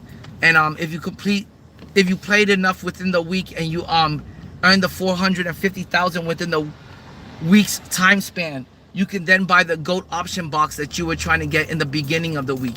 If you go to my career and grind it out for 40 hours and get the 450,000 VC that you need within a week. That is too much. Like, I am not gonna play a game, I am not gonna play a mode that I don't like just to get something for free, when you could just get out here, work, and earn what you want, and just buy it and just earn it. Just get it with actual real life money, instead of going on YouTube bitching and complaining and crying about having to spend money on a hobby that you're playing on your own free will, by your choice. If you don't like the game, if you don't like the hobby, then get the fuck off of it. Go find something else to play about. But don't sit here and bitch and complain and moan and groan about like, oh, you know, the GOAT option box is 450,000 VC. That's $100, and you know it's not fair that this company charges us $100 per. It is what it is, and it's what this company does. It's how they make money, and it's how they come back every single year. So if you don't like the game, get the fuck off the game. Go find something else to do for your hobby. But to tell people and recommend to go play My Career for 40 hours, you know, within a week's time span, just so you can get a GOAT option box for free, I think it's ridiculous. I'd rather tell people, hey, if you can't get if you're younger than 14 and you can't get a real job, go out there and mow 4 to 5 yards, and you'll have the money that you need in about 5 hours worth of work to get that GOAT option box. If you're someone that's got a job, but you don't want to spend your money out of your check-ins or your savings, go download an Uber app or an Uber Eats or Lyft or DoorDash. Go out there and do like 4 to 5 hours of DoorDash, and you'll have the money that you want and that you need to spend on this game without feeling guilty or bad about spending $100 on the game. Now, should the game be like that? Should these GOAT option boxes be more like 50, 60 bucks? Maybe $75? Yeah, they should. I think that $75 would be a great price for these GOAT option packs, but that's not what 2K is charging. They're charging $100. So if you want to sit here and enjoy this hobby, and you want to interact with the content, and you want to have fun with it, just like anything else in life, if you want to enjoy Hulu, Netflix, Disney Plus, you got to pay monthly for that.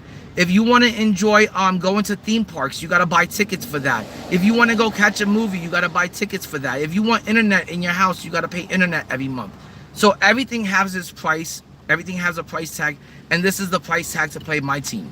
If you don't like it, then don't play it. Next year, I'm not sure if I'm going to play the game the whole year.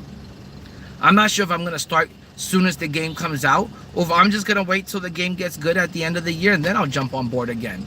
But this year, I'm having a lot of fun with the game. Too much fun. I'm on it constantly whenever I get the chance. And winning equals fun, and I've been getting 200 wins a season since season 1, which means I've beaten 1,400 people in the MyTEAM community. I've beat them in MyTEAM, which makes me feel good. It makes me feel good to say that. I'm proud to say that. I'm happy to say it. And it's been really fun, real entertaining, and really enjoyable to play the game. I'm getting a lot of wins, and winning equals fun.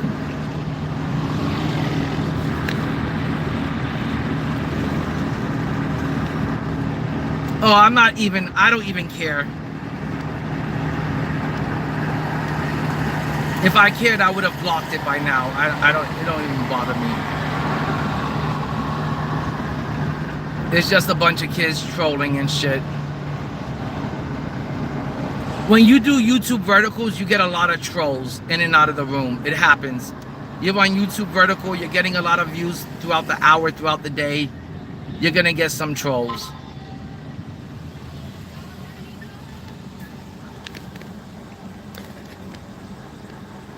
I just don't understand why people want to be so negative all the time. I feel like in this world, there's so much negativity in this world. You know, you go into a YouTube stream to like enjoy yourself and interact with the people in the chat and interact with the community, you know, and that's the first like impression you want to make on the community, on the streamer. It's just ridiculous.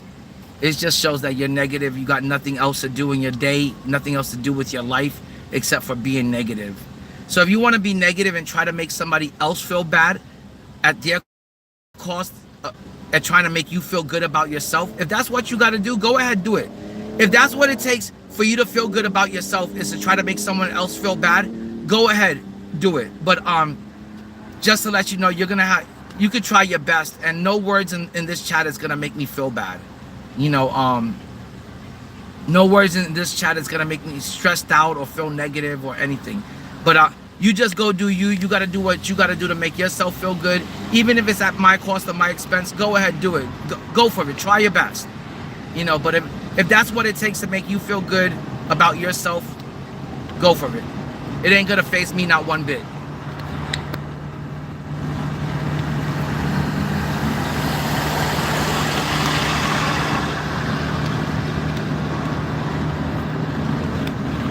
Now, if you piss me off, then shit's gonna get ugly and shit's gonna hit the fan. But usually it's very rare that anybody's able to get under my skin. I've dealt with a lot in my lifetime.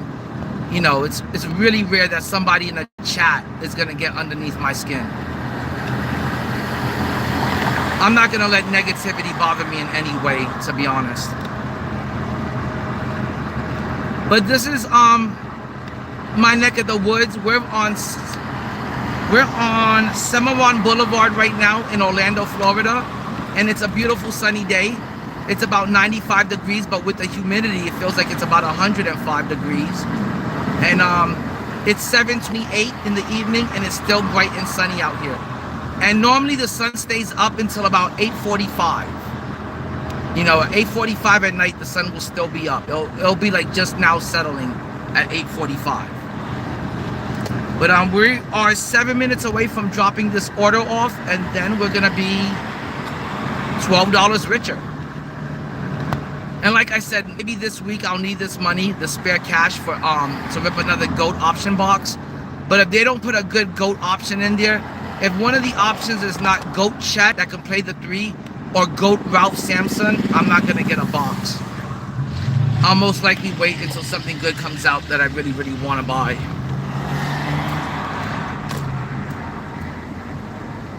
But this is beautiful, sunny Orlando, Florida.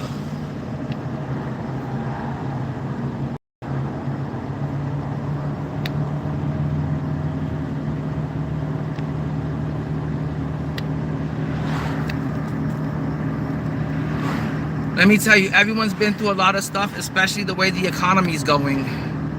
Everyone's going through a lot nowadays. I feel you. And that's why I always try to say and preach, if everybody can just be nice to the people around them, you know, it helps give that person a better day. It helps make that person's day better. It possibly spells out a good day for that person. So if everybody can just help the person around them, the next person up, and just try to even do the little things, even if it's just like opening a door for someone, or letting someone, you know, into your lane, or you know, something small, whatever it is. As long as you could do something small that helps a person out and makes them happy, you'll notice that it'll make a difference in everyone's day. And at the end of the day, if enough small things go right for you in a day, it paints the bigger picture and you end up having a good day. You know, it's all about the small things in life going correct. And if you can just help the next person, even if it's something small that makes them happy, you never know, at the end of the day, you're gonna help them paint a big, nice, beautiful day.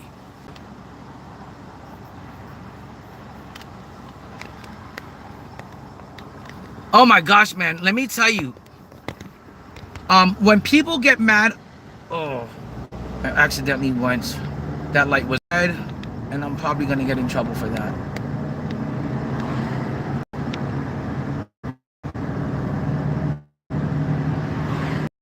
I don't know if that light was still red or if it was green, but I ended up going through it. Hopefully I don't get a ticket. But what was I saying was oh, people that play this game and they have to play the game with a shitty team all year, or they have to play this game with shitty cards all year, or they could only get the no money spent cards, the cards that are free and the cards that are available for only the no money spent players that you don't have to spend any money to get, that you can easily get absolutely free. When you have to play with those type of cards, you are setting yourself up for losing throughout the whole year. You are destined to lose throughout the whole year if you have to play my team, no money spent. I am sorry to tell you that. It's okay to be some no money spent. It's okay to have an invincible Paul Pierce on your team. It's okay to have, you know, the locker code players on your team. But when you have to constantly go all no money spent, every player from player 1 through player 13, especially in the early stages of the game, in seasons 1, 2, 3, and 4, it is hard to go no money spent in this game in the early seasons. Normally around season 7, season 8, you know, sometimes season 6, 2K becomes really giving and they give you a lot of stuff for free. But in the early stages of this game, seasons 1 through 5, it is hard to go no money spent and try to compete in King of the Court and try to compete in Showdown. I remember season 1, I was running Pink Diamond Jason Kidd, Pink Diamond Klay Thompson, Pink Diamond Glenn Rice, Pink Diamond Chris Bosh, and Pink Diamond Jack Sigma. Those are the cards that I had in Season 1. Those are the cards I started Season 2 with. In Season 2, I added Pink Diamond Mitch Richmond and Pink Diamond Elton Brand. The whole team was no money spent. It didn't matter how good Jack Sigma was. It didn't matter how good Pink Diamond Glenn Rice was, or Klay Thompson, or Chris Bosh. Anytime I ran up against a team that was all money spent, it was really difficult to get those wins. It was really hard to get those wins. And it's really hard to compete against those teams. So it's nice in theory to play this game all no money spent. But really, the best thing that I found to do is to play it partially money spent and partially no money spent. So grind for whatever is easily attainable. Grind for what is easily attainable that you can get without having to grind out the game so much. And spend a little bit of money, like on the pro pass, on level skips, on getting the level 40 and the level 37 reward. I always think those are good things to spend your money on. Don't spend money on packs. Don't spend MT on single packs. Save your money for when they drop guaranteed Dark Matter option packs, or guaranteed GOAT packs, or guaranteed Invincible Hall of Fame boxes. Don't spend your money on just a 51 pack box where you have the chance of getting nothing. And next year, those are things I'm gonna be doing next year. I'm gonna be no money spent, partially no money spent, but I'm gonna still do things like get the level 40 reward. I'm gonna do things like get the level skips. I'm gonna do things like, you know, buy a guaranteed Hall of Fame box. But you won't catch me on spending money on random single packs or random 51 pack boxes that can give you nothing, or a 20 pack box that you'll get nothing from, or a 10 pack box that you'll most likely get nothing from. So next year it's more about me doing even more no money spent stuff. You shouldn't have to spend so much money on the game just to enjoy it each year. You shouldn't have to make 6 figures a year to enjoy this game, and you should most certainly not have to spend $100 a week to enjoy this game, so you could eventually have MT, so you could buy something out of the auction house. If 2K, I don't know if 2K is smart enough to realize that people are done with this game. If they're smart, they'll just, from the beginning of next year, they'll just give you option packs where you have the option to directly buy what you want from that promo of that week. If not, I'm not gonna drop $100 a week at just a chance of getting what I want, at a hope of getting what I want. You know, if they can't start off the year next year with option packs like they did this year, at the end of the year, if they can't give us option packs the way they are giving it to us right now, I don't want to come back to this game and have to drop so much money just to get one decent player. That's getting fucking old as fuck. But guys, it looks like we're about to drop off this order, and we have made another $11.95 12 minutes later. It only took us 12 minutes to get to this location, and 12 minutes later I made $11.95. And remember, after we pick up 20 orders, we get a $100 bonus today. A $100 bonus for dropping off 20 orders. So I think that's pretty damn good. Okay, I am looking for house 721. And there it is, guys. Pretty nice house. I'll be back in 2 minutes. I'm gonna just drop this order off and I'll be back. And like I said, I'm gonna have at least 200 extra spare dollars that I could put into the game this week for the pro pass, for the Hall of Fame pass and the level skips, and then another $100 for the next GOAT option pack. But that's only if GOAT Chet is in it or GOAT Ralph Sampson is in it. Anything else I really don't need or want.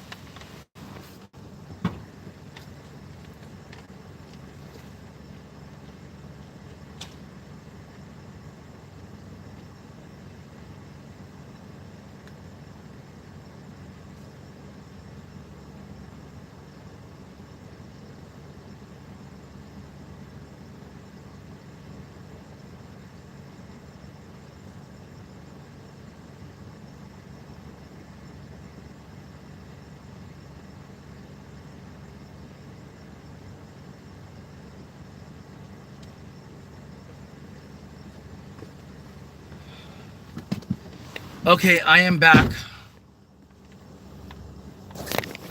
And let me tell you, the people that don't enjoy MyTeam, I don't see why the fuck you're playing MyTeam if you know it's a game that you have to put money into to compete.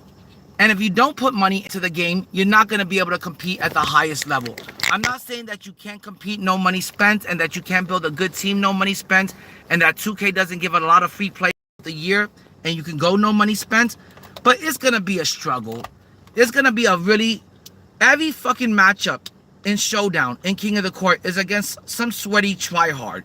So if you try to take a no money spent team into Showdown or into King of the Court, don't be mad at the person that whips your ass because they got a better team than you. Be mad that you're playing a mode where you have to put money into the mode to enjoy it, and you don't have the money to put into it. And if you want to enjoy it, you're going to have to put money into it. That's the only way you should be playing the game. If you're playing MyTeam and you're not putting money into it, it defeats the purpose and you are completely stupid. It is just a mode that you have to put money into. If you want to play a basketball game and not put money into it, go play quick play. You know, that's all you could pretty much do. Go play GM mode. Go, even if you try to play My Career, you have to put money into the game. You know, and let's not act like every single game out there from Fortnite to Call of Duty doesn't require microtransactions. Every game on Roblox requires microtransactions. Every single video game out there nowadays, with the exception of like most computer games, require microtransactions. It's just the norm now. It's just the way video games have become. And there's not much you can do about it. And if you want to play MyTeam, I want to say it's a rich man's game. Am I a rich man? No. I struggle to make a good team every year. I save and I stack up my MT throughout the whole year, waiting for endgame, hoping that by the time I get to endgame, I have enough MT saved and stacked up where I can now build the team of that I envisioned, and I can now enjoy the game the way I've been waiting to enjoy it all year long. Throughout the rest of the year, throughout most of the cycle of this game, I'm playing with a budget squad. I'm playing with a no money spent squad. I'm playing with a squad that I gotta sell back by the end of the year so I don't lose MT on my players. So I have, you know, I don't get a chance to play with players that I really like and want on the team throughout the whole year. It's not until endgame that I really get to enjoy this game as much as I am right now. Right now, I'm loving the game. I'm absolutely loving it. I can't even explain how much I'm enjoying this game. I play it every single time I get the chance.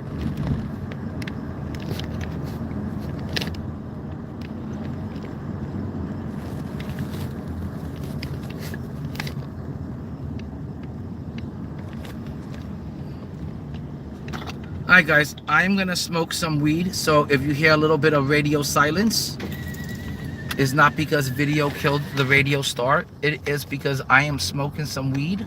I'm getting high, and I'm enjoying the car ride and hanging out with you guys and enjoying the day at work and chilling with you guys and the vibes. So I'm just gonna get high real quick and get ready for the next part of the day, the next half of the day, and I'm gonna be out here until I hit like $100 probably.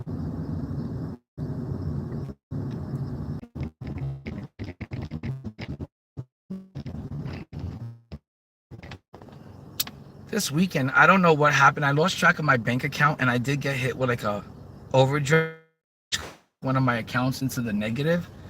So I got to look into that and get my accounts out of the negative. So I'm gonna make the money that I need to get the account out of the negative. But really, why I've been losing track of my bills is because I've been spending so much damn money on the game and having so much fun with the game that I've become a little bit of an irresponsible adult lately, and I've been paying too much attention to the game and not enough attention to adulting.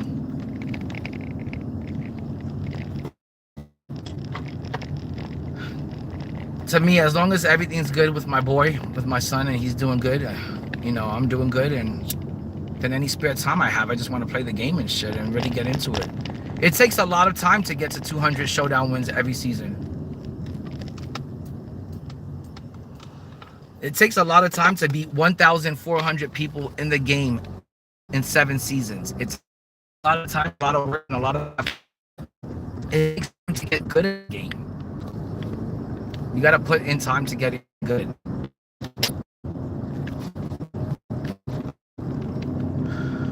I really got to take my GOAT cards. I got to take my GOAT Yao, my GOAT Wemby, Kareem, and Hakeem. I really got to take them into the practice facility. I really got to take them into the lab and lab up with them and just put up about, I say I got to put up about 30 minutes worth of shots with each player.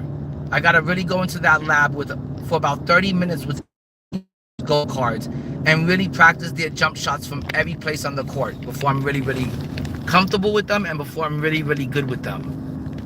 I'm gonna, now that I don't have to play Showdown anymore because I hit 200 wins, for the next week, all I'm gonna be doing is getting into the lab and practicing my jump shot with every single player, with Yao Ming, with GOAT Wemby, with GOAT Hakeem, with GOAT Kareem. I want to be able to hit 3-pointers from any place on the floor with my GOATs, and I want to be able to score with them from any place on the floor. So to do that, you got to go into the lab, you got to lab up, and you got to throw up some practice shots. And you got to practice with each player for about 30 to 40 minutes. You know, I want to say at least, you know, once or twice a week, you got to do that to really get familiar with their jump shot, to remember their jump shot, to become familiar with it and memorize it, and learn when is the perfect time to release the ball with them. So I got to get into the lab and practice with a lot of those players. And I do that about once or twice a week. I'll take, like, you know, a player that, you know, maybe I'm not shooting the best with them. I'll go into the lab and I'll throw up about 30 minutes worth of jump shots with them. And believe me, doing that once or twice a week makes such a huge difference, especially in game. By the time you get into the game with that player that you just got done practicing with for 30 minutes, when it's time to shoot like that in the game, it's going to come like nothing to you because you've already done 30 minutes worth of shooting jump shots with them before the game even started. You already shot with them from every single place on the floor. So 30 minutes a day with a card that you're not shooting too good with is going to really help you improve your jump shot with that player. You just got to put time aside from the game and get into the lab and get into the gym and practice his jump shot, practice the release. But it says we're heading to 7-Eleven. I don't see any 7-Eleven around here. Oh, there it is. We're picking up an order from 7-Eleven and then we're gonna be dropping it off. It is an $8 order. This was my smallest order of the day. But I really do appreciate everyone that's been hanging out and liking up the stream and just chilling. Like I said, I'm going to be out here for a little bit today because I am trying to get to 20 orders delivered. Because after I deliver 20 orders, I am going to be getting a $100 bonus. And that is going to be huge. And I feel like I shouldn't go home and I shouldn't stop until I get all of those 20 orders. And this way, tomorrow, I could take a really good day off from work and just hang out and spend time with my son all day. Okay, guys.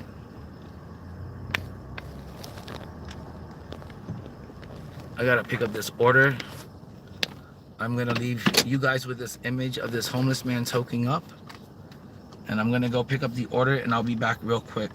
If he gets anywhere near the fucking car, tell him to stay the fuck away.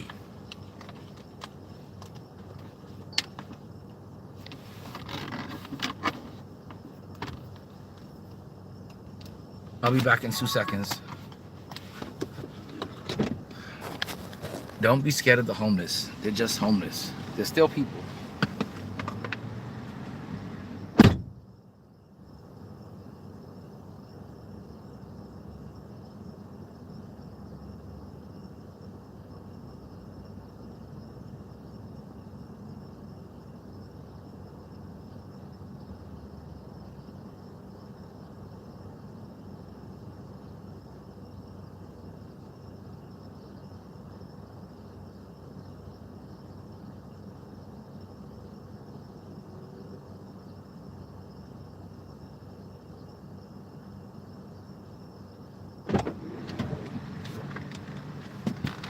Trust me when I say most Americans are 2 to 3 paychecks away from being that guy. From 2 to 3 really bad paychecks and not having enough money to pay bills and rent from being that guy. And that's the sad world we live in. Alright guys. You've also got to drive 3 minutes away to pick up. I guess there's a second part to this order. It's 3 minutes away. It's at some sort of noodle restaurant. So let's go there. And then we could drop this next, I think it's like an $8 order.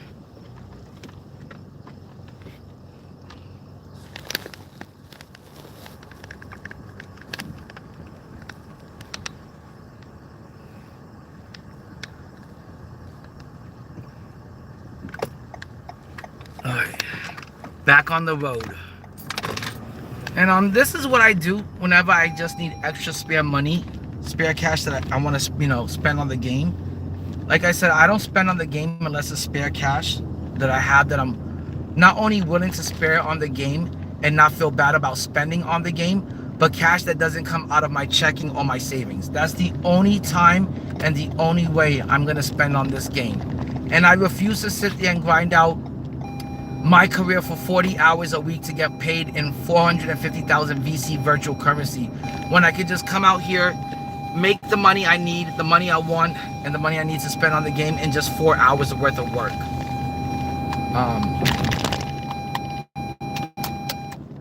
By the time you spend 40 hours a week in my career trying to grind out 450,000 VC, I could have already made about $400 to $500 in that same time frame and make actual real life money. And then you're gonna have more than enough money to spare on the fucking game. You know, instead of wasting 40 hours a week trying to grind out 450,000 VC in my career, just go to work and grind out $400 to $500 in real life. You'll have all the cash that you need and that you want to spend on this damn game without a problem. Oh, that guy was definitely messed up on drugs. Did you see how much he was nodding out, Corey? He was definitely on some kind of heroin or fentanyl. He was nodding the fuck out. I was like, I didn't even want to walk past him. He looked, I'm a little bit of a germaphobe. I'm a little bit germophobic, and I didn't want to walk by his nasty looking ass.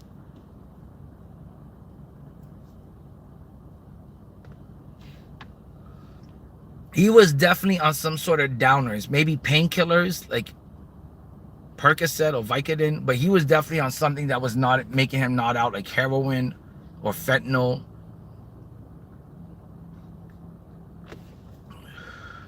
He was definitely on something good, some hardcore stuff. Stuff that I wouldn't mess around with. Now, back in my young days, you know, I used to mess around with some stuff. I messed around with cocaine a little bit back in my young days. I tried it out a couple of times. I didn't like it. I messed around with ecstasy when I was young back in my days. But, you know, those days are long gone and shit. I would have messed around with any of that stuff. And he was an old timer. That guy must have been like 70 years old on hard drugs and shit.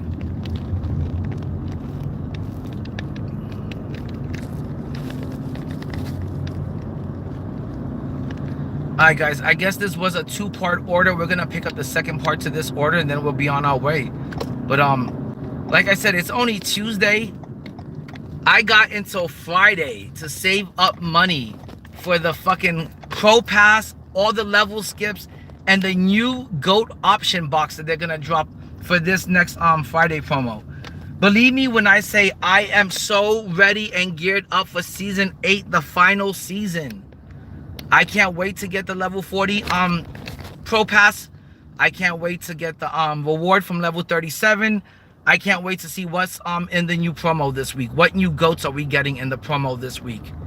I'm predicting that it's gonna be GOAT Ralph Sampson, and there's gonna be a GOAT Chet that can play the 3 in this week's promo.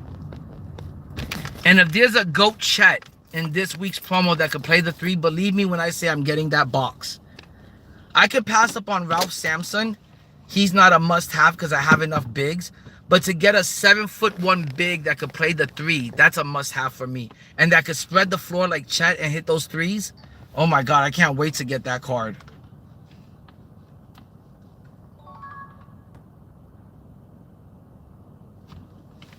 Alright guys, I'm gonna have to take you in with me because I don't want to lose the internet connection. Alright, so we're going into Little Saigon.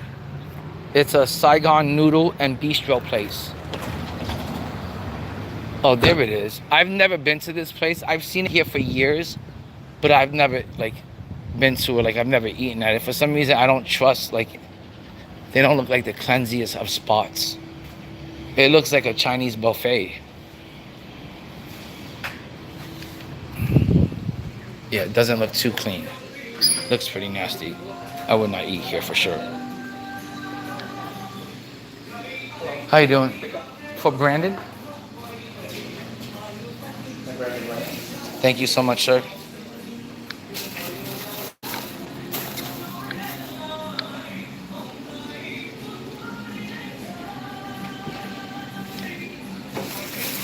Pretty nice looking place though. Feels and looks authentic. Oh my god, I haven't seen like this in years. That's crazy they have a TV like this in here. Yeah.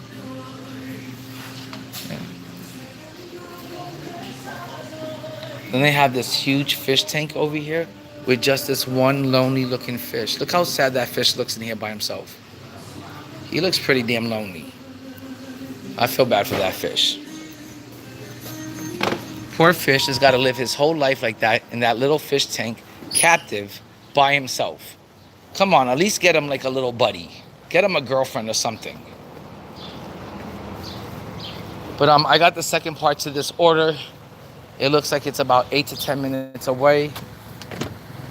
And we can add another, I think it was like $11 or $8, something like that.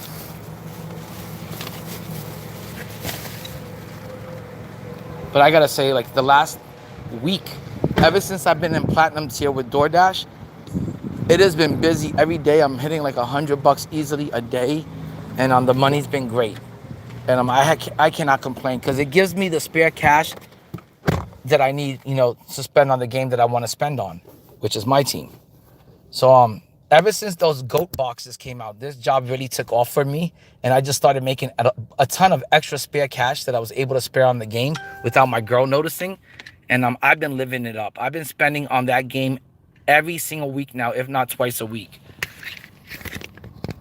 And I still have 14 million MT on top of all the good players.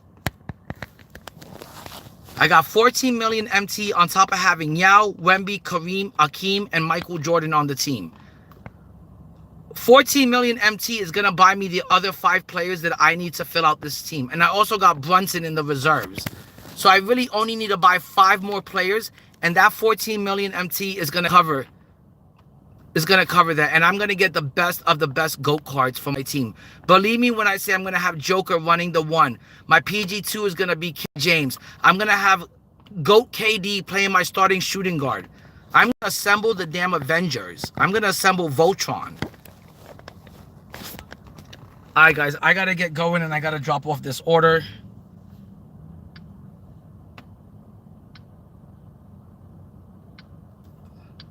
It is 7 minutes away. 7 minutes for an $8 to drop off a delivery that's only 7 minutes. That is great. Like I said, that's more than $1 an hour, you know, for this trip. So anytime you could make more money, and let's say if you're making $8, but the trip is only 5 minutes long, that's a W. Okay. I got a little food emergency. The whole food just toppled over.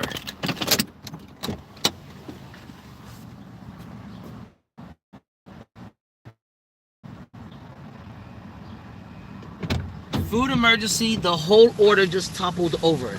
Okay, let's strap it into the front seat. That's what I'm gonna have to do.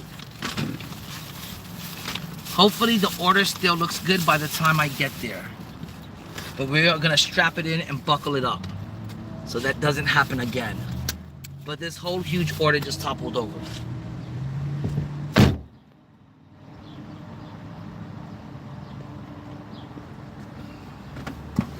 I don't know what these people ordered, but it basically just became a stew. All right, let's get going. We are only 7 minutes away from dropping off this order.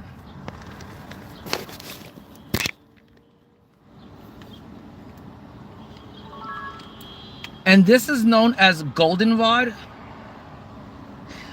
I want to say it's not the nicest area, but it's not the worst area. It's somewhere in between.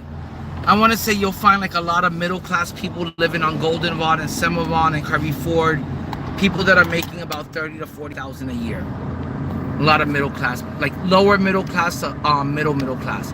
But I wouldn't say there's upper middle class people here. There's mostly like a lot of lower to middle class people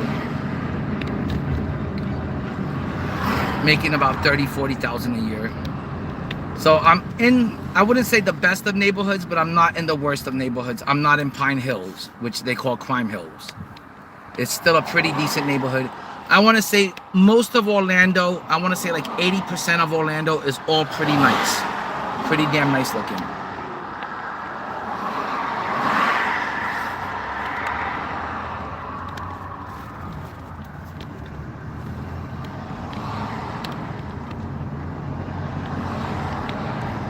But I do appreciate everyone that's been hanging out. And guys, like, some of you guys hit the like button and sub up if you haven't subbed up already.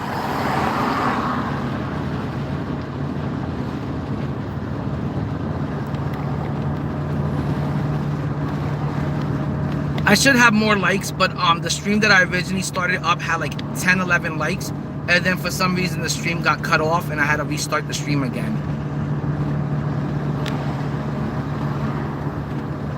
But let's like up the stream and let's sub up if you haven't already. I really appreciate that. It makes a huge difference. It really does make my day. It makes me super happy, to say the least. A donation would make me really, really happy. And just to let you guys know, any sort of donations goes right back into this channel. It goes straight back into pack openings. The money doesn't go back into my pockets or something. It goes into making this channel grow, not only for myself, but for the community. And we could only make this channel grow together. So any sort of donation goes right back into this channel.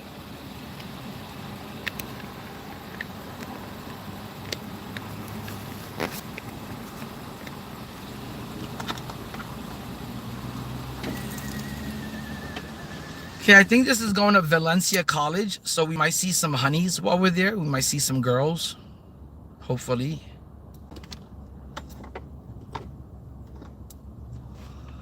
To be honest, lately I've had the biggest itch and the biggest urge to go to the strip club with my boys. We always go to the strip club every once in a while. And lately I've been having this huge urge to like want to go to the strip clubs and just splurge and spend a bunch of cash and grab a bunch of ass.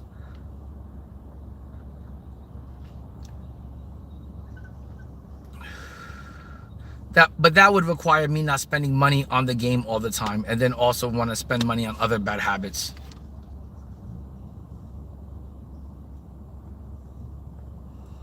But I have really been itching to get back out to the strip clubs. I haven't been there, I want to say, since like last summer. I usually go during the summertime. That's always a good time to go to the strip club. That's when everyone is acting wild and partying it up. And in Orlando, in Cocoa Beach, we got really good strip clubs. We got what they call full contact, full nudity clubs. So for like $20, that girl is fucking making sure you're getting a happy ending for like one lap dance. And the club is full contact, full nudity. It's crazy.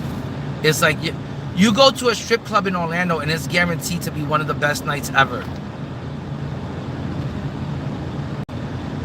And I've been itching to get out there, get drunk with my boys, and you know, have some fun at the strip clubs.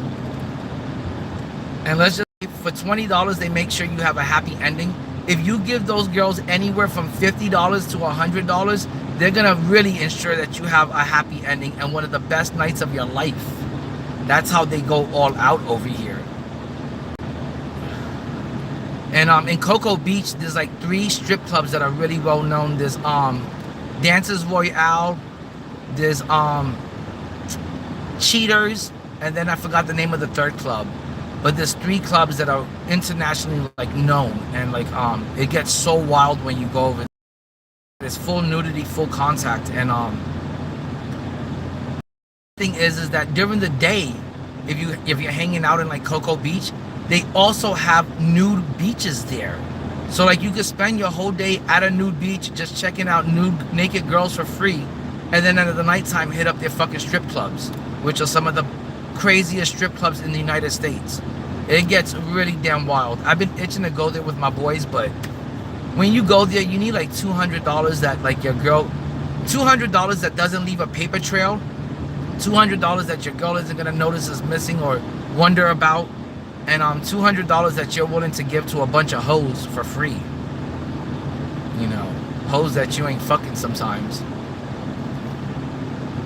But the Orlando strip clubs are always like really a lot of fun. It's wild.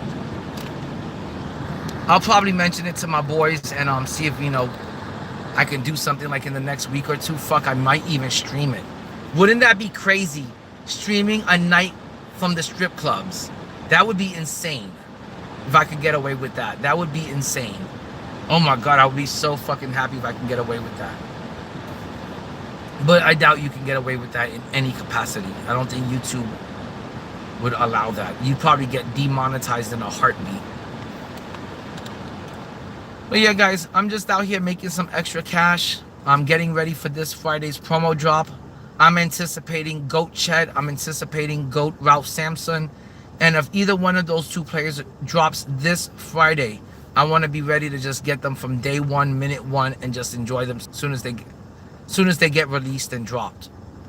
And after that, I'm probably only gonna use I got 14 million MT. I'm probably gonna use up the rest of my MT to improve my team and stack it up some more. But after that, I'm pretty sure I'm gonna be done with these GOAT option boxes. The only way I would continue buying GOAT or any sort of option pack is if they release a new tier of cards, if they start dropping like endgame cards. And they would have to be players that I want.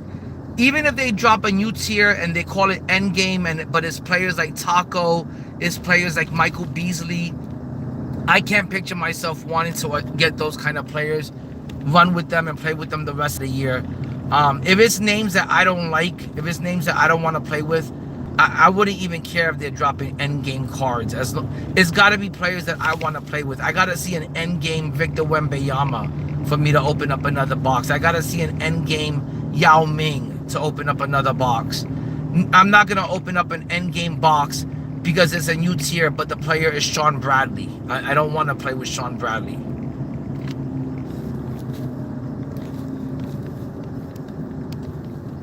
Let me see what the chat said real quick. Lakers should let AR walk you.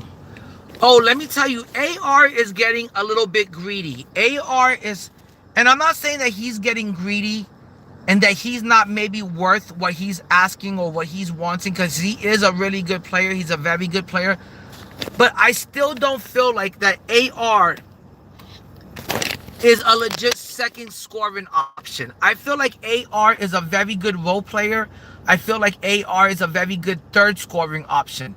If AR is your best third scoring option with a team that already has two really good superstars, that's the role for him. You'll have a really good team if you got two superstars plus AR playing a third role. But AR is asking for the kind of money that says that he's a really good second superstar on that team, that he's the second scoring option. And I know that AR is currently the second scoring option, and Luka's 1 and LeBron is 3, and that he does make for a very good second scoring option. But for the kind of money he wants, you should be able to get a superstar name to be the second scoring option. And I don't think that AR is a superstar name. And I don't think he deserves the kind of money that he's asking for. And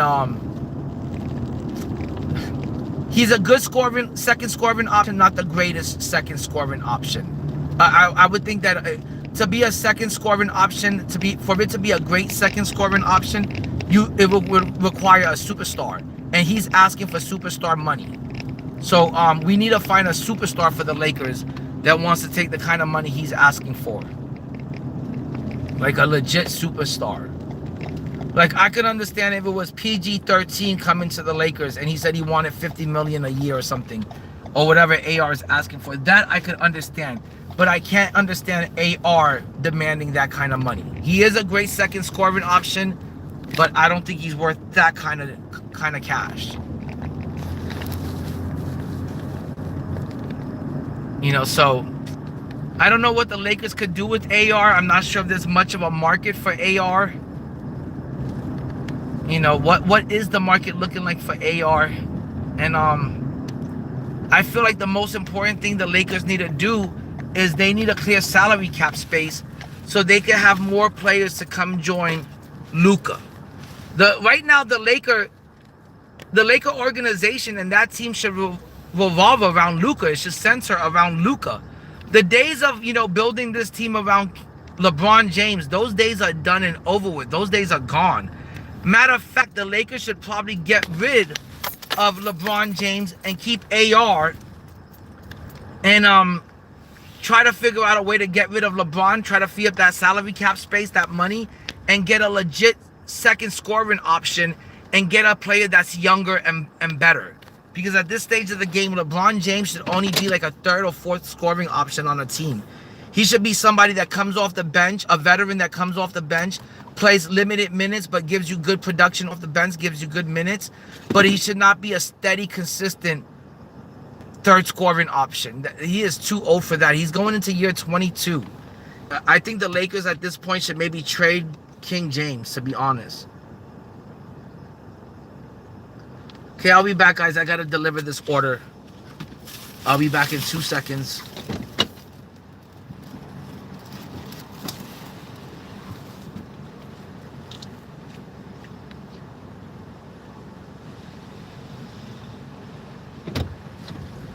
If I was the Lakers, I would call up the New York Knicks and see if I could work out a trade for King James and see what I can get out of the New York Knicks. It'd be a great way for King James to end his career and go on his farewell tour. It'd be a great way for the Knicks to get a good third scoring option, someone that could carry the team when Brunson and Karl Anthony Towns is resting, or maybe Brunson ain't or Towns ain't playing good. He would be a great third scoring option when they would need it. And it'd be a great way to say goodbye to the league and maybe even get that fifth ring that he so desperately covers and needs and wants to really solidify his legacy as a top 3, top 5 player in the league. I would say go to New York, King James.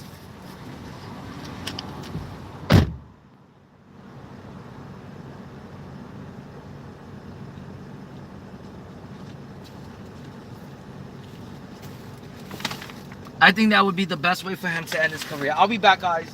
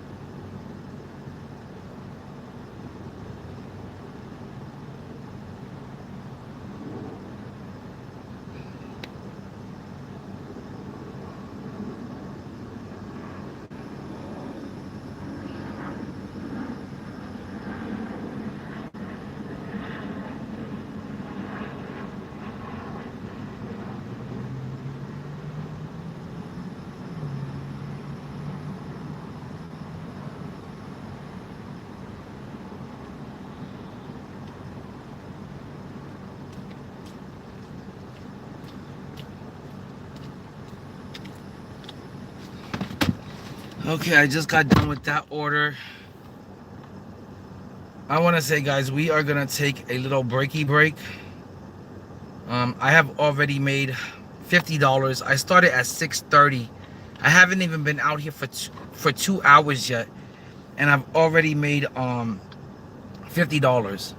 So that's pretty damn good. And it's time for me to take a break because it has been one order after another. I've been in and out the car the whole time. And I have to admit that it's a bit of a workout and it gets a bit tiring. So I am going to take a little bit of a break to enjoy a little bit of a marijuana break and smoke up and get high. And I'm also going to check the auction house on 2K Mobile.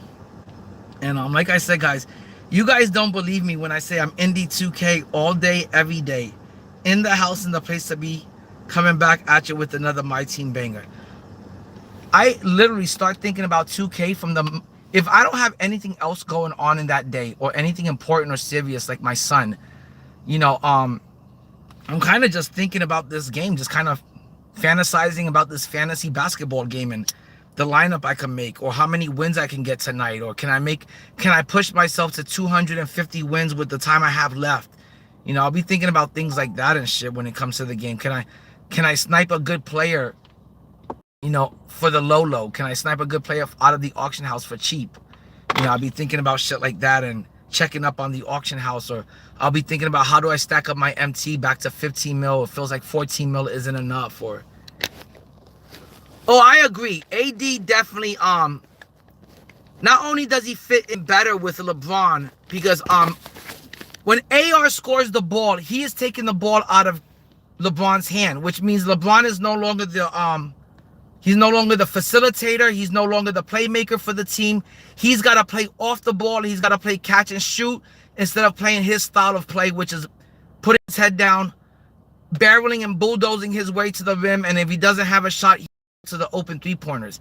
That's LeBron James's style. That's the way he's played for his whole career.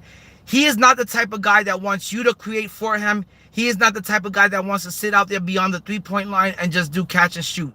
That is not his style. That's what AR should be doing. But AR wants to go out there and be a facilitator, handle the ball, bring the ball up, create the offense, and that takes away the point of having King James on the team. What's the point of having LeBron if now he's being forced to become just a catch and shoot player? That's what he's resorted to. And he needs to be more than that. If we got GOAT King James on the Lakers, he's got to be more than just, you know, a catch and shoot player. Anybody can do that. It doesn't have to be King James. And not only does AD fit in better with the LeBron James system, but he wants to play the LeBron James system. He wants to be buddies with LeBron James. He looks up to LeBron James. That's somebody that he idolized growing up as a kid watching basketball. So not only does he want to play with LeBron James and play his style, but he wants to fit in with them. Where sometimes I'm not too sure if Luka or AR want to play that LeBron James style, or they want to fit into it. They want to play their style. They want to be the dude on that team. They want to be the go-to guy on the Lakers. And rightfully so. They are younger, and they are, you know, younger players. And to be honest, LeBron James doesn't play defense anymore, and Luka, well, not that Luka plays defense, but plays some decent defense at times. He's at least out there trying. LeBron ain't even trying to play it. LeBron isn't even putting any effort on defense anymore. He hasn't put effort on defense in like 8 years. So it's really hard for the Lakers to win like that, to win with somebody that is, AR is such a dominating second scoring option. LeBron is such a dominating third scoring option. Luka is a very dominating on-ball first scoring option. There's too many alpha males on this team. There has to be people that fit in, people that want to gel, people that want to play the LeBron James system, get along with them, be his buddy, all of that stuff that he's looking for out of a teammate. If you're not looking to play that LeBron James system, then it's never going to be a good fit. And I don't think Luka wants to play that system. I don't think AR wants to play a system. And if no one wants to play your system, King James, it might be time for you to go elsewhere. It might be time for you to go to the Warriors. It might be time for you to go to the Knicks. It might be time for you to go back to the Cavaliers, where you could be a very good contributing third scoring option. But sometimes I feel like LeBron doesn't get along with the Laker organization, and sometimes I feel like the Lakers have been wanting to get LeBron James out of LA for like the last 2 years. So when all of that is kind of, you know, pointing in that direction, maybe it's time for GOAT King James to go somewhere else and go maybe do his farewell tour with the New York Knicks, where he could be a good contributing third scoring option. Or maybe go back home to the Cavaliers and try to help the Cavaliers get back to the finals and win a chip and be a good second, third contributing scoring option. But the days of LeBron James carrying a Laker team to the championship, those days are gone. You know, LeBron can't even carry you to past the second round anymore, much less to the finals. So if he wants to end his career on a high note, I don't think the Laker organization is the place for him to try to do it. Like I said, the Laker organization barely wants LeBron James there in a Laker uniform. My bad, guys. I don't know. I was just saying that I would not go for $2.5 million. I don't think he's worth it. I feel like that card still doesn't, and he doesn't play above the rim that much. GOAT King James has been selling for like 8 million MT. I remember when I bought GOAT King James, I spent 4.7 million MT. That same day, Carlo and Decentric made a video on how GOAT King James's releases. He went from being worth 4.7 mil to 3.8 mil, and he's never recovered. Now GOAT King James is only like 3.5 to 3.8 million MT. His release is not good. GOAT King James is not worthy of being PG1. If you're gonna run GOAT King James, he has to be your PG2 at the very best. Larry Bird is still really good. You can get him for 1.5. He's very good. Probably one of the best releases in the game all year. GOAT Kareem is very good. GOAT Dwight Howard, I would skip on that card. Dirk Nowitzki is the best small forward in the game. GOAT Shaq is mediocre from what I hear. I would skip on that card. GOAT Akeem Olajuwon, the free locker code, was better than GOAT Shaq. GOAT Kevin Durant is not all that. I had GOAT Kevin Durant, and I bought him for 3.5 million MT. I sold him back immediately. I recovered all my MT. He becomes just a 3.5 million MT spot-up shooter. You can get the same production out of GOAT Larry Bird, GOAT Scottie Pippen at half the price. You can, and there's even some 100s and some Invincibles that are better than GOAT Kevin Durant. Like, I would rather run Invincible Chet at the 3 spot than run GOAT Kevin Durant. He basically turns into just a spot-up shooter. He's not good at penetrating to the rim. He's got terrible slashing abilities. He does not play above the rim at all, and he becomes just a spot-up 3-point shooter. And for that, you can use Scottie Pippen, you can use Invincible Chet, you can use Invincible Grant Hill, you can use 100 Jabari Smith Jr. There's so many players that you can get the same production out of, and even more at half the cost of a GOAT KD. He's not worth the MT. Invincible Giannis is worth GOAT Giannis is worth every penny. GOAT KD, GOAT Kevin Garnett is very good. GOAT Shea Gildress is really solid. He's very good. Probably the best scoring card in the game, but the worst defensive card in the game. But he's the best scoring card in the game is SGA. And Vince Carter is very good too. Vince Carter is very solid. But in the auction house right now, guys. Oh my God. Fuck. I guess fucking DoorDash forced me to accept that $2 order that I did not want to accept. That's ridiculous. I could have sworn I fucking was rejecting the order, and it made me I should just cancel it because I'm not picking up any order for $2. I guess it doesn't matter. I'll just pick it up real fast. That fucking blows that it got added, because that means I'm gonna be missing an order that's like $6 to $8 or $10 or $15 just to fucking not ruin my acceptance rating. But it should be a really quick, short, like little order. It shouldn't take that long to drop this order off.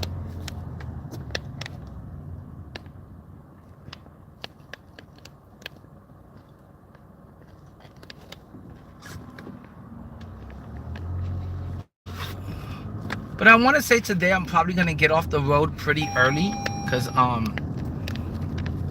want to get home to my little boy, hang out with them, hang out with my son, see what he's been up to all day. Today I woke up really late and then I just kind of went off to work.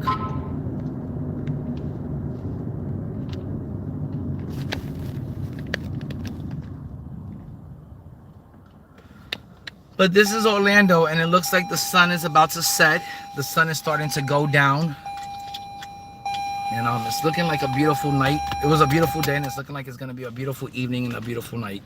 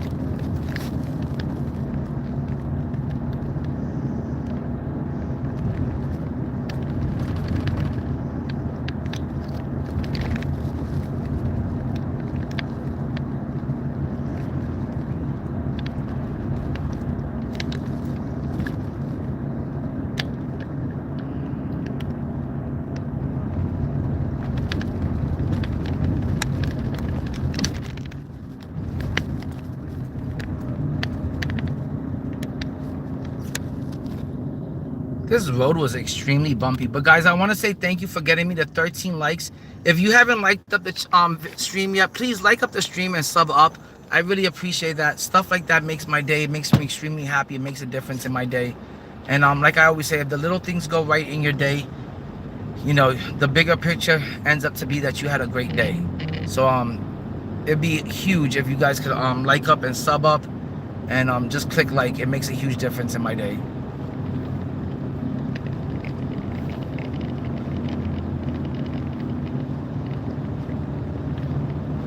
And like I said, I'm here talking basketball every day, all day. Hold on, guys. I gotta put my phone on the charger. And when I say that basketball is such a big part of my life, it's been a big part of my life since I was like 5 years old, which was a really long ass time ago.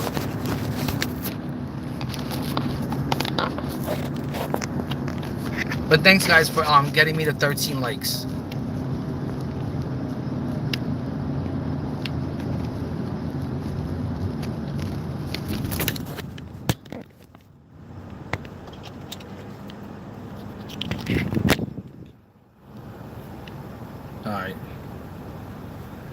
Alright guys, we are 1 minute away from picking up this order. I believe we're heading to Wawa's gas station. The only gas station that I would actually even eat their food.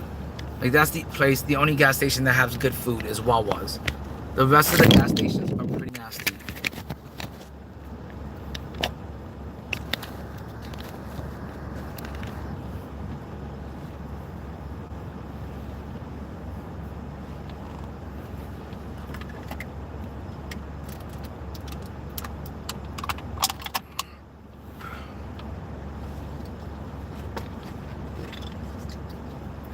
I may take you guys in there with me.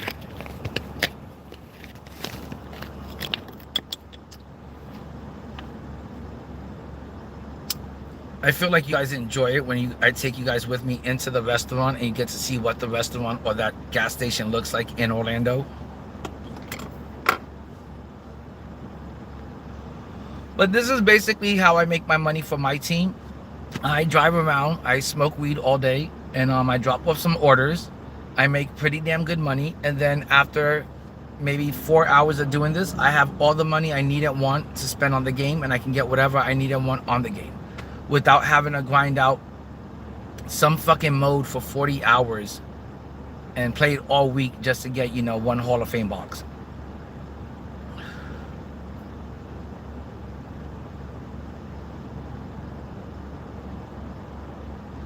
I mean, if you don't want to spend money on the hobby that you love, then it's not a hobby that you actually love.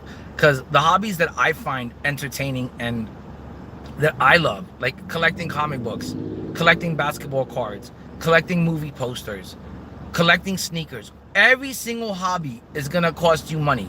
There isn't a hobby in the book that you can play for free or do for free except for collecting stones and bird watching. So unless you want to bird watch or collect stones, every other hobby is going to cost you money. And you know, when you want to have fun with your hobby, you're just going to have to put money into it. If you want to read comics and collect comics, you're going to have to spend money on it. If you want to collect basketball cards and invest in rookie basketball cards, like getting yourself in a rookie Victor Wembanyama, guess what? You got to put money into that hobby. You got to put money into that investment. So every hobby is going to cost you some money. And 2K is no difference. If you're a Netflix junkie, if you're a fucking Disney Plus junkie, if you just like watching, you know, those apps all day and watching those shows, guess what? Those shows, those apps cost you money. It's not free to watch Netflix and Hulu and Disney Plus. All of that shit costs money. Same with MyTeam. I think they call it MyTeam because it's my build. It's no one else's build in the house, it's my build.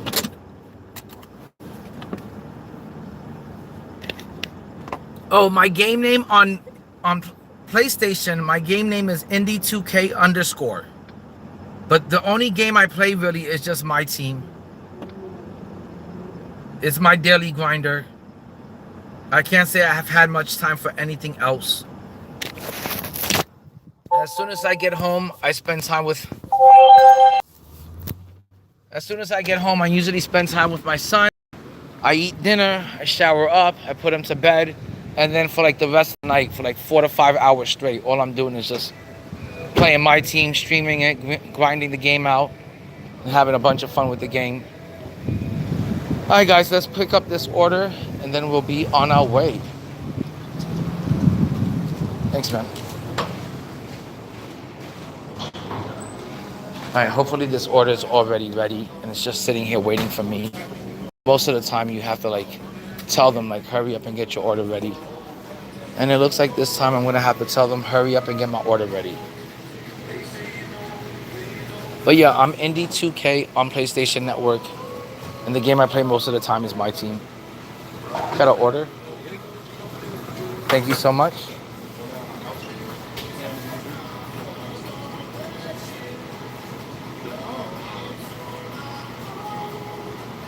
Is the order ready? No, but Halfway ready? it's literally just like talking, so. Oh, okay. What the heck? Wait. Yeah, sometimes I'll get orders like that where it's just like one drink. Uh-oh. This is not. Are you busy?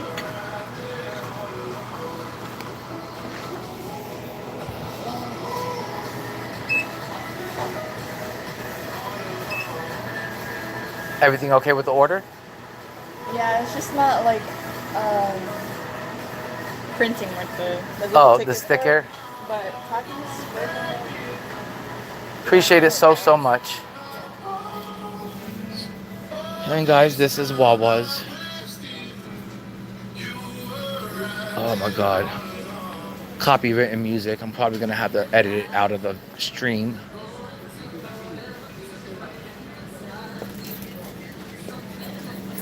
They always have really good donuts over here. I don't see any donuts up there. Oh yeah. They usually have really good donuts. A really good selection of donuts. And what I like about them is they come in these packages. So it's like you don't have to worry about that someone touched that donut throughout the day because it's in a package.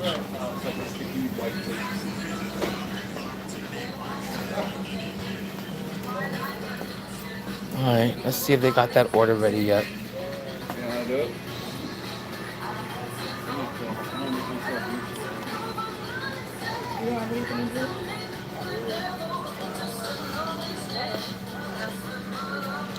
What's the difference between a slushie and a Slurpee?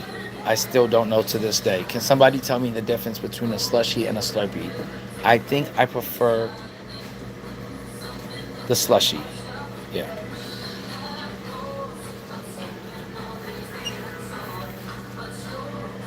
Actually, let's see. I'm gonna see if the slushie is any good. I'm gonna try the cherry, see if it's ready. No.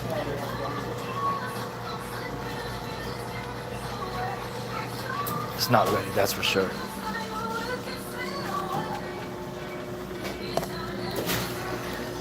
It was complete slush. Complete slush. I don't know what's going on, but it's not even like circling. Oh, it's bad. Oh. Is this the order? Yeah. Thank you so much. Just DoorDash talkies. That's so funny.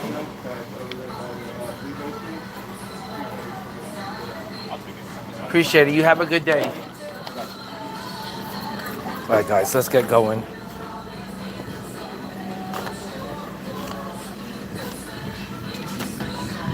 I completely just got like a free sample of like that slushie.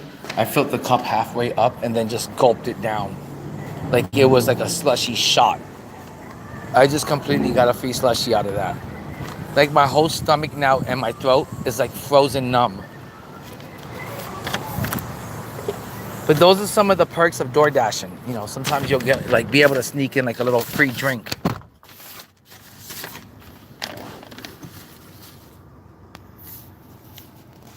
All right, let me put this back on the charger because the phone is almost going dead.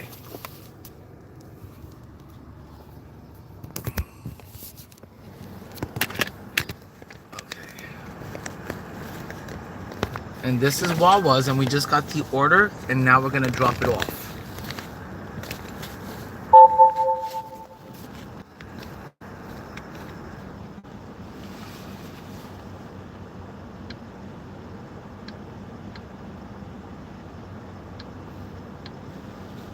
Okay, and it seems like the reason why this order was so cheap is because the drop-off is only 5 minutes away. So let's go drop this order off so we can get like a bigger order.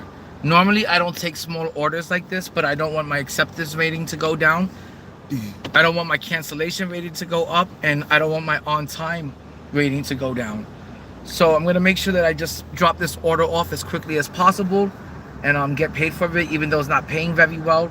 And just make sure that I maintain my platinum tier status, because that's the most important thing you want to do when you're door dashing. Is you want to make sure you get to platinum tier and that you maintain it and you sustain that tier, because that's how you get all the big orders that pay like $12, $19, you know. That's how you get the big deliveries. And if you just take like 5 or 10 of those a day, it adds up. It adds up to really good money. So it's worth it to have like a really good track record on DoorDash, because it pays. The better you do on this job, the better your pay is gonna be on this job. So it's all about the effort and the energy you put into it. So if you wanna, like, you know, be a slacker in it at this job, then you're only gonna make like $30 to $40 a day.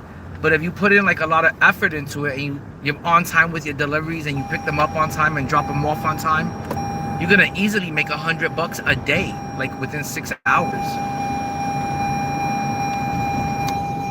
And I think that's really good pay. If with any job, if you can make $100 within 6 hours, I say that's a W. When I do Uber and Lyft, I can make $100 in 4 hours. When I do DoorDash and Uber Eats, I usually make $100 in 6 hours. So it's still a W either way, and I don't have to have people in my car. I don't have to have a bunch of strangers in my car.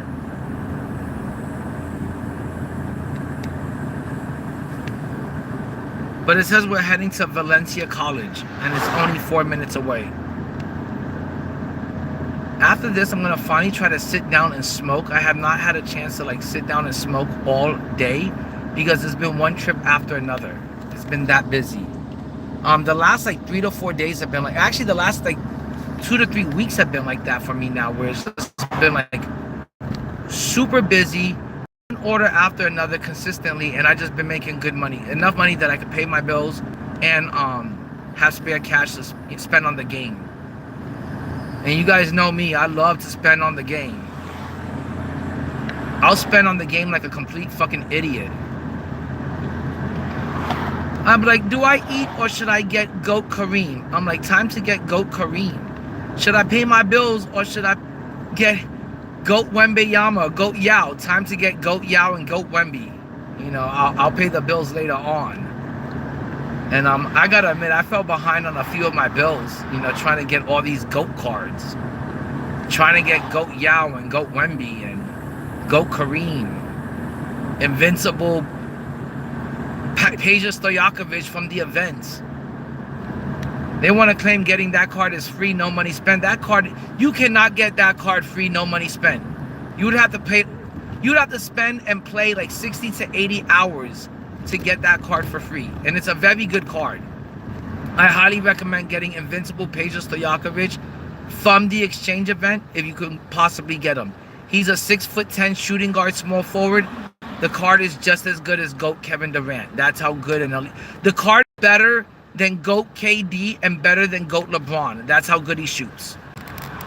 So I highly recommend getting that card.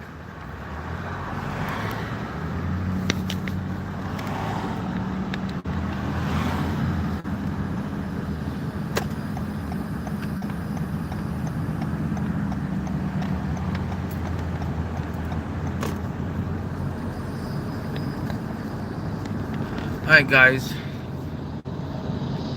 it looks like the sun is starting to go down. It's 8:41. Like I said, the sun always goes down around 8:45, and it's always daytime in sunny Orlando, Florida, all the way until the nighttime.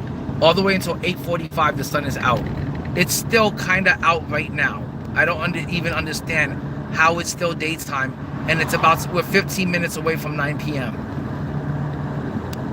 It's crazy.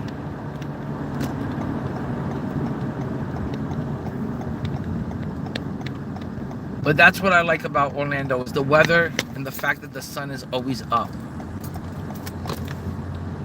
You could stay up late, sleep in, and guess what? The sun is still up, scorching hot. Matter of fact, most people in Orlando don't come out of their house until about 6 p.m. when the sun is starting to go down and the evening is starting to set upon us. You know, it gets a little bit cooler. But like today, the temperature was 105 degrees. You know, it was 95 degrees plus 10 degrees of humidity. So most people don't come out of their homes until 6 o'clock. And that's why the sun has got to stay out until 8:45.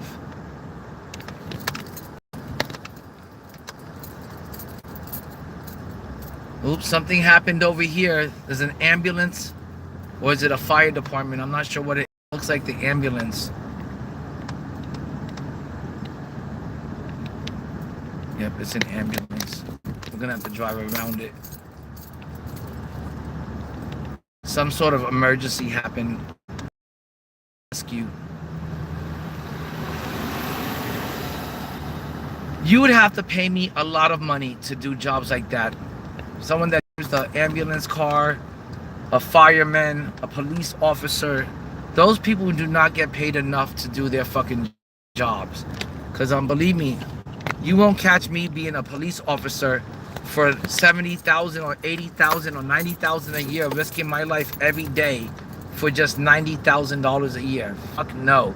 For me to be a police officer, you'd have to pay me like $250,000 a year for me to risk my life like that out there every single day. That's how much I believe a good police officer would be worth. Is about $250,000 a year. They gotta ensure their safety, your safety, the safety of your family, and the safety of the city. Good Lord, give those guys a pay raise. Same thing with the fire department. They gotta come over to your house, try to save your house, everything in it, and put the fire out. Plus save your dog, your cat, and your kids. Give those people a raise. Same with the teachers. They gotta fucking educate your kids. Give them a raise. Stop worrying about paying athletes so damn much. Okay guys, I gotta drop off this food real quick. I guess I'll take you guys with me. For some reason, I don't want to leave both phones in the car. This is not like the best looking apartment complex ever.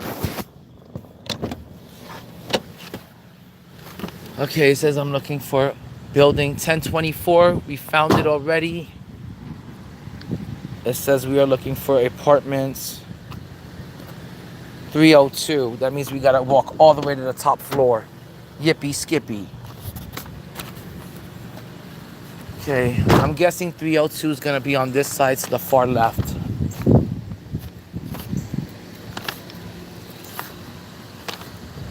And that's the only good thing about this job, is at least it does give you like some exercise, like you are like, you know, going up and down the stairs and getting in and out of your car. You're just not sitting there some office building and some office space in a cubicle stuck at your chair and your desk all day. You know, you are like, you do have the freedom of traveling throughout the whole town, the whole city. You do get to visit a bunch of cool restaurants that you never knew of before. Put them on your list of places to go. And at the same time, you get a little bit of exercise by getting in and out of the car constantly, walking up and down the stairs. Okay.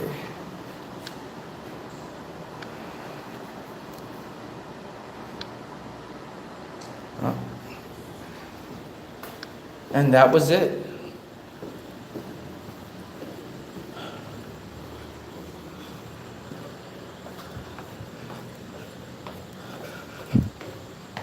And then sometimes, you know, you got to take the time out to enjoy the view. There's my little car over there.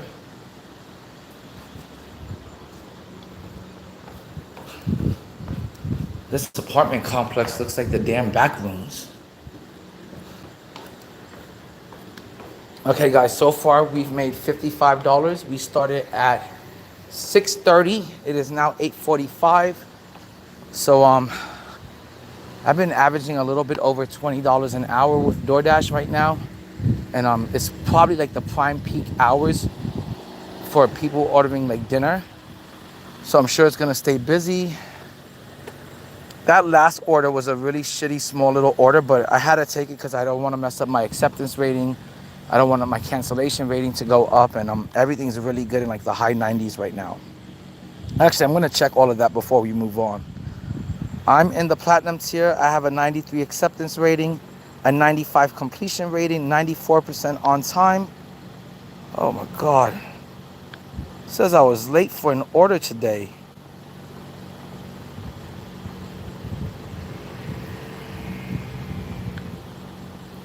Oh.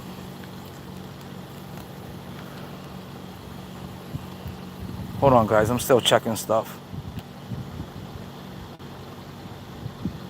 It says I got a 97% quality rate and a 4.6 rating. Not bad, not too shabby. As long as I stick with those kind of ratings, I'll be able to get like I'll be like first priority to get the really good deliveries, the really good high paying deliveries that are not only high paying, but they're short deliveries. So you can get on to the next high paying short delivery. Instead of like if you're in the lower tier, like if you're not in platinum tier, and let's say you're in the bronze tier, you're gonna get a bunch of small ass deliveries that are like $5 and they're like fucking 15-minute trips. And then it's like, then you gotta wait a long ass time before you get the next trip. So I always try to maintain my rating and my status on DoorDash because it pays really good and it's worth doing. And that's how I get my money for my pack openings. That's how I make extra spare cash that it doesn't bother me spending this cash on the game that I love. It doesn't make me feel bad that I'm spending this cash on a game, that I'm spending $100 a week on the game, because it is spare cash. I went to work to make this spare cash so I could have it, so I could spare it and play, spend it on the game that I love playing. And I think I'd rather do this and get out here for 4 to 6 hours, make $100, go home and just buy whatever I want from the game instead of being on the game for 60 hours a week, trying to get a free GOAT option box, Instead of doing that, just get out here, work 4 to 6 hours, make the money you need for the game, buy what you want, and call it a day. Get exactly what you want and not have to take a week to get it. Oh, and I also forgot that today, if I deliver 20 orders, DoorDash gives me $100 bonus for dropping off 20 orders. They're gonna be doing that for the next 2 days, and I'm pretty sure we've already picked up like 5 or 7 orders. So I'm definitely gonna get that $100 bonus. So that's what I mean. It's worth it to, like, instead of just grinding out the game. When people tell you, oh, you want a free GOAT option box for 450,000 VC, go grind out My Career. Go play a mode that you don't like playing, that you don't enjoy playing. Go grind that out for 40 to 60 hours a week. And if you grind out that 60 hours within a week and you earn that 450,000 VC within the week, virtual currency, then you can go buy the box that you want before they take it off the market. And that sounds ridiculous to have to do that much to get 450,000 VC to buy one thing in the game. You might as well just go out, get off the game, put the sticks down, go into the real world, touch some grass, hook up with some honeys, and just go out there and earn the money that you need, that you want to spend on the game in 4 to 6 hours. Just get it done. Just go to work some OT, get some spare cash that you won't feel bad about spending on the game, and do that. Don't sit there and grind fucking My Career for 40 to 60 hours like a brain dead zombie just to get a $100 box. $100 is nothing to come out here and earn $100 with the side hustle. Like I said, I just made $50 and I've only been out here for maybe 2.5 hours and I've made $50 already, 50 or 55. So it really isn't worth it to grind your life away on the game. It's okay to put the game down for a little bit. It's okay to go into the real world and earn real life money instead of trying to earn virtual currency. Today Heatvike was, he's been talking that nonsense like, oh, go play My Career. It's a quick, easy way to earn 450,000 VC and you don't have to spend $100 to buy the VC.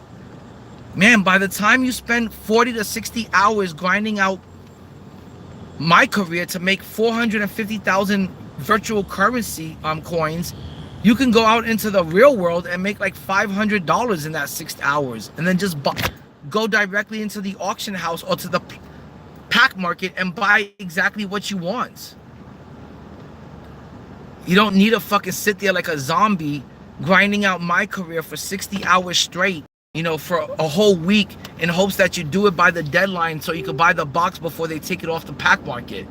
Just have the money ready, and when it comes out on day one, minute one, just buy this shit. You know, like, I don't know what sometimes people in the MyTeam community are thinking, that like suggesting or advising to go grind out a game and a mode that you don't like playing, to go grind that out for the week just so you can get something for free. And there ain't nothing in life for free. You got to pay for every little fucking thing in life. Okay? You want to go to the strip club? Guess what? You're paying for it. You want to watch Netflix? You're paying for it. You want to fucking eat? You're paying for it. Everything in life costs money. Every hobby, every fucking thing you need and want, everything you got to get from a store costs money. It ain't no difference with 2K. If you can't afford it, then guess what? You can't get it. But don't advise people to sit there for 60 hours a week and grind out a game and call that a huge accomplishment and call that a W. That makes you, in my book, that makes you a fucking loser that doesn't have a job that you can go to where you could just work some overtime to afford to buy something in the game. Not have to sit there for fucking 60 hours playing the game and shit. That's what kids do with the game. Adults just go directly into the pack market and buy exactly what they want. They go into the auction house, they buy exactly what they want because they've been saving and stacking up their MT because they've been investing their real life earnings into the game. And now at the end of the game, end game, they have the financial freedom to buy whatever they want and need from the game. So that's what I'm doing out here today. I'm getting ready for season 8, the start of season 8. I want to get the Hall of Fame pass. I want the level skips on day 1. I want the level 37 player. I want the level 40 player on day 1. I want to open up the new GOAT option pack that's coming out for Friday's promo. I want to know what it is. I'm excited about the game.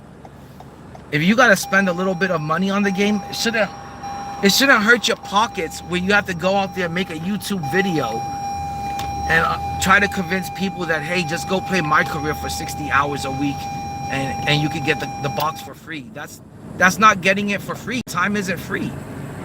You know, that's you grinding your life away, dedicating your life to the game. You know, that to me is craziness that someone would even advise that. You know, I would rather advise somebody, hey, you're a kid, go out there and mow 4 to 5 yards. You'll have enough money for that Hall of Fame box in about 4 hours. You're an adult, man, go sign up for some DoorDash or some Uber Eats or some Uber or Lyft. Go pick up a couple of trips. You'll have that $100 in 4 hours. You know, but the last thing I want to do is sit there and play fucking my career for 40 to 60 hours to earn virtual currency. When within that 40 to 60 hours, I'll go earn a living. I'll go make real life money and have more than enough money to do whatever I want in the game. So that's what I recommend. Another thing that pisses me off about some of these streamers or content creators that give out such bad advice, do they even consistently play the game? Are they on the game every night, actually loving, you know, the game and actually playing it and being passionate about it? Are they playing the game every night for 4 to 6 hours the way we are? I know we're all playing this game for 4 to 6 hours. You know why? Because when I'm on the game, all of you are blowing me up, contacting me, trying to get me to run park or team up with you guys, and I'm in the middle of a showdown game, a sweaty one, and you guys are all hitting me up. I know all of you guys are on this game for 4 to 6 hours. I don't see the point of following somebody that gives bad advice in the game and then you don't even know if they're truly on the game for 4 to 6 hours. I don't ever see them streaming it or on the game. You know, just milking YouTube and the content for views. And really, sometimes they don't even know what they're talking about. Like, how come no one isn't talking about the market crash that's happening right now? All the Invincibles are becoming the prices of what the 100s used to be. They're all dirt cheap. Most of them are 100,000 below. How come ain't no one talking about the GOAT cards are fucking dirt cheap? They're all like, most of them are 2 million and below now. How come ain't no one talking about that there's a possibility of a new tier coming out next season? You know, I miss content creators that used to do shit like that, like Tanaka. Evan Tanaka was great. I really miss Evan Tanaka. I miss DBG a lot. You know, and I miss Ant Live a lot. I miss That Gaming Dad a lot. You know, I miss their content. I miss their streams. I miss their videos. You know, nowadays you just got a bunch of people making videos to milk views. They don't even know what the fuck they're talking about when it comes to the game. People making videos about the MT method being a good method of farm MT. The MT method is the worst method ever when it comes to farming MT. It is the most time-consuming, brain-dead, brain-rot fucking thing you could do with your time in your life is sit there and do the MT method for 3 to 4 hours breaking down cards. You know what the best MT method is? When they drop those sellable invincible cards for 20 bucks a pop, 75,000 VC, buy about 10 of those packs and sell those cards immediately. You'll see how quickly your fucking MT skyrockets through the roof and rises up. But some of this other shit is like ridiculous what some of these content creators and streamers be recommending. And sometimes I'm like, can you keep it real about how long it's gonna take to do the MT method? Because it's not something that takes 20 minutes. You'll be there for like 3 to 5 hours breaking down GOAT pieces, GOAT event cards. You know, so sometimes I don't even fucking listen to some of these clowns, these fools. I just kind of tune them out. Another trip for 1089. That's awesome.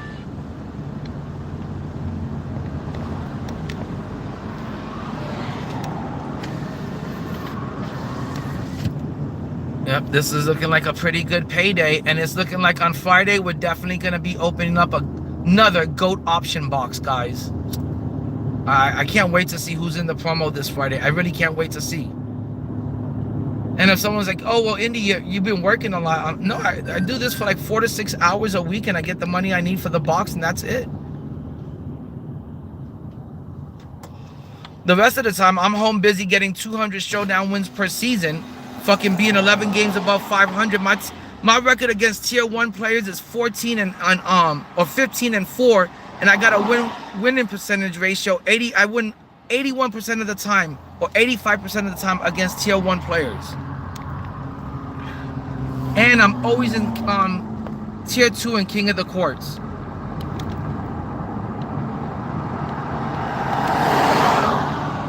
And I'm sorry if it seems like I'm bragging a little bit, but to me, anybody that accomplishes that kind of those kind of feats, if you get 200 wins in showdown every season, if you have a winning record against tier 1 players and you're winning 80, 85, 90% of the time versus tier 1 players, if you're getting in tier 1, tier 2 or king of the court, guess what? I'm going to give you your flowers. I'm going to give you your props and your respect and say you deserve it. Because it's difficult to be that good, that elite, and that on top of your hobby.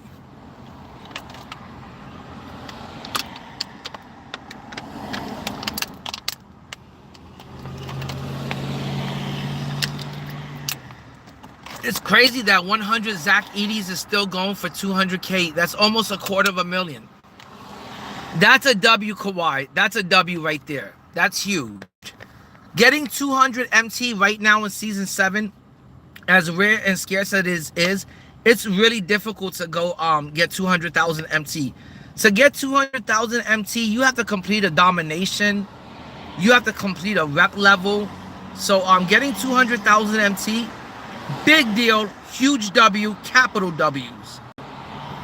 Hold on to that 200,000 MT, Kawhi, because there's going to be a day in Season 9 where 200,000 MT is going to buy you 4 GOAT cards. I guarantee you that.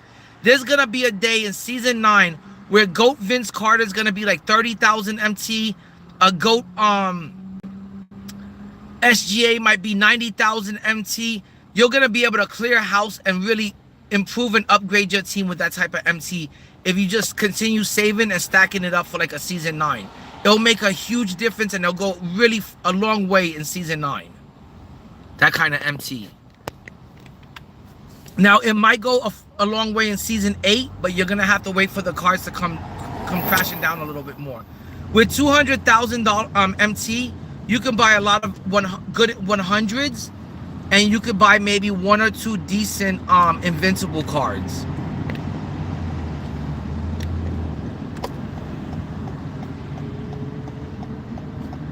Like 200,000 MT right now definitely buys you like an invincible Ray Allen, an invincible Draymond or something like that. It definitely buys you 2 really good solid invincible cards. I for sure have seen invincible Ray Allen for the Lolo, and for sure I've seen other invincible cards that you can get for like 100K that would really improve and upgrade anyone's team. So with a $250,000 MT, and with the market the way it's looking and crashing down, it's gonna go much further than you think. You just gotta be patient with it, continue saving it, continue stacking it. Alright guys, we're gonna go into Burger King. This Burger King looks old as dirt. Shaq is the face of season 8? That don't make no fucking sense, GG. He just got a GOAT card. Why the fuck would he? Guys, let me tell you guys, I hate to say this, but 2K is up to something suspicious. And for Shaq to be the face of season 8, he already got a GOAT card. So that implies to me that maybe there's going to be a new tier. That maybe we're going to get something called like an endgame tier. And those cards are going to be like your cheesier cards, like your Taco, your Michael Beasley, cards like that. And maybe your Shaq. But I don't know. I kind of feel like this is kind of hinting towards maybe that 2K is going to drop another tier. Because there's no reason for Shaq to be the face of season 8 when he already got a GOAT card in season 7 that nobody cared about. So there's got to be something bigger and better coming for the Diesel, and that's got to be another tier. A new tier of cards is probably most likely coming. That's what I think is going to happen. And I got 14 million MT to be ready for it. I used to have 16.7 million MT, then LeBron James cost me $1 million. And then I used to have 15.5. How you doing? I got an order for Omar. And then I had 15.5 million MT. And then SGA cost me another $1 million. And now I'm down to 14 million. But I still think 14 million is plenty of MT. Even with a new tier dropping. I still think I'll have more than enough to get every card that drops for the new tier. And I really only need a starting 5 for the new tier. And my GOAT cards could easily be my bench players. Because I got GOAT Yao Ming, GOAT Wemby. You know, I got GOAT SG, you know, Kareem, GOAT Hakeem. So if anything, my GOAT cards could be my bench. And then I would use my 14 million MT to get whatever new cards they're going to drop. That's if they're dropping a new tier. I still don't believe it. But it is very odd, very suspicious that Shaq is the face of season 8 when he already got a card that nobody really cared about. So that's pretty suspicious to me. Good looking out, GG, with that information, with that news. That was huge, my dude. That was pretty groundbreaking news you just dropped there. Because I didn't hear anything about that until you just told me. I have a few predictions for level 40 if you guys want to hear it. I think next season level 40 is going to be either Ralph Sampson, GOAT Ralph Sampson, or a GOAT Chet that can play the 3. I think it's going to be one of those two. And if we don't get one of those 2 players as the level 40, I think this Friday's up-and-coming promo is going to have either GOAT Ralph Sampson in it, 7'4", that could play the center or power forward position, or we're going to get a GOAT Chet that could play the 3 and the 4. But I believe one of those 2 cards are coming at the end of this week, and that's what I'm getting ready for. Because believe me when I say I'm excited, I'm hyped up. I'm actually bouncing up and down right now, jittering with excitement and adrenaline about a GOAT Chet that I could run at the 3. My team would be unstoppable if I have Yao Ming at the 5, Wemby at the 4, and Chet at the 3. I'm gonna get the most easiest 200 wins of the year this season, up and coming. I'm gonna have my best record against tier 1 players. I'm gonna be in tier 1 in King of the Court if I can get my hands on a GOAT Chet that can play the 3. That's the card that I'm looking forward to. That's the card that I'm anticipating, and that's the card that I'm the most hyped up about.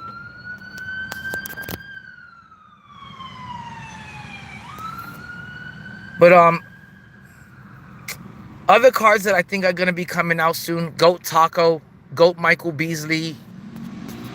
A lot of those cards are coming out pretty soon too.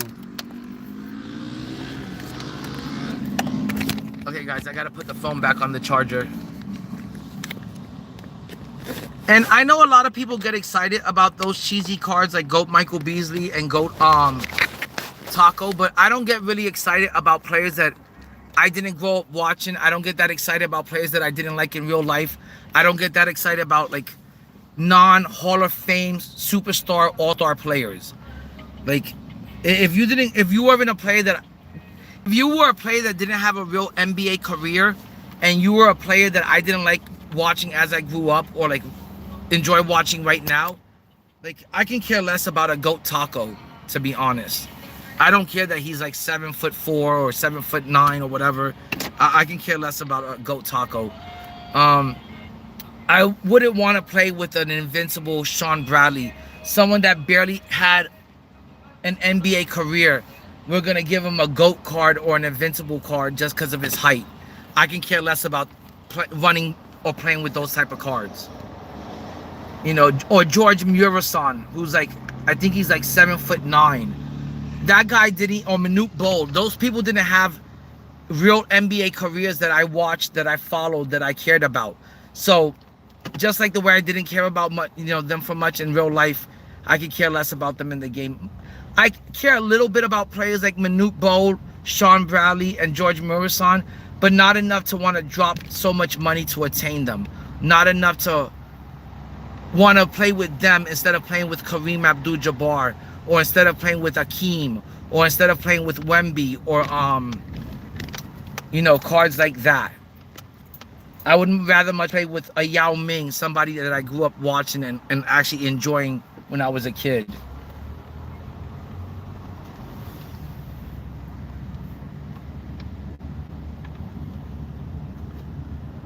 Okay, guys, it looks like we're going to, there's like a second part to this order, and it looks like we're going to a Dairy Queen that's 5 minutes away.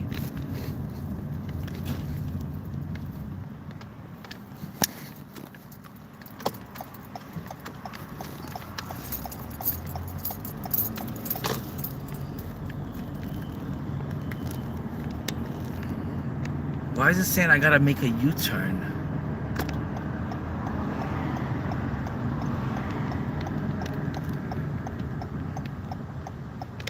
I hate this fucking DoorDash GPS system sometimes.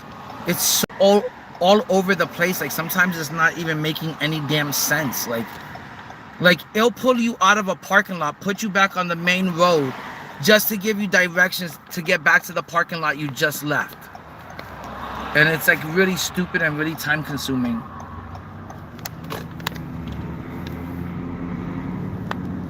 But it says it's taking me to a Dairy Queen that's 2 minutes away. So let's go pick up the rest of this order. This was an $11 order, so it's worth the hassle. It's worth the trouble.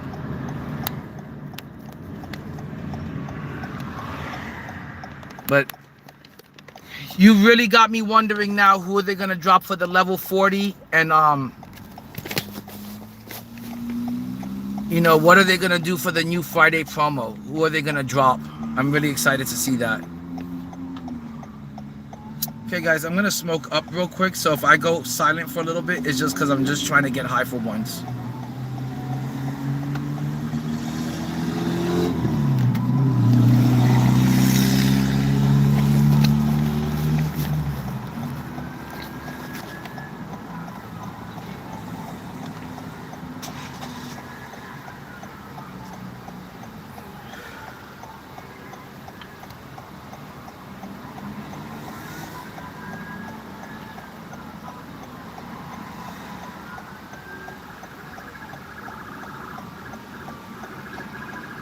some cops pulling up on the right-hand side. Looks like they're about to speed through the light. As long as they're not here to pull me over, I don't care. Oh, and they stopped right next to me. That's scary.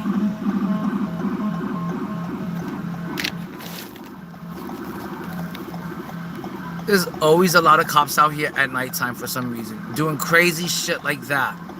Look at that craziness. He just went right through the red light. He didn't care whose life he was endangering. He was like, fuck if I care.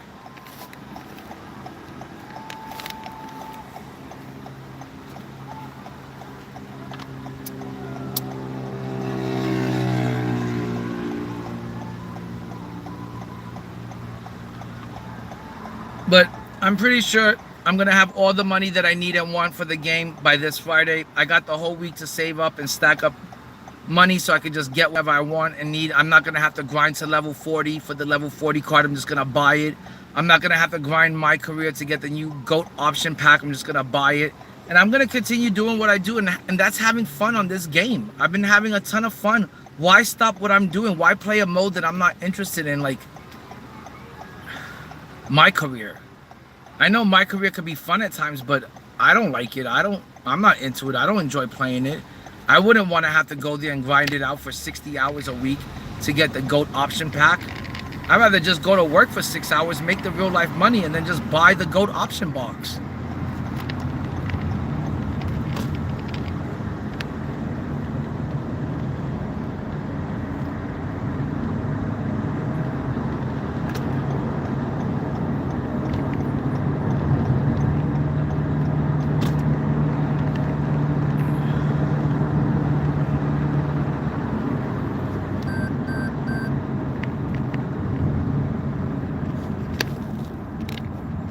Even on a bad day of work, the most it would take me is like maybe 8 hours to make $100 and get that $100 that I want, you know, to buy the box. It's just one day's worth of work that you could put in, so you could put the money and invest it into your hobby, into your channel. Oh, there's no reason to grind out my career for like 40 to 60 hours a week.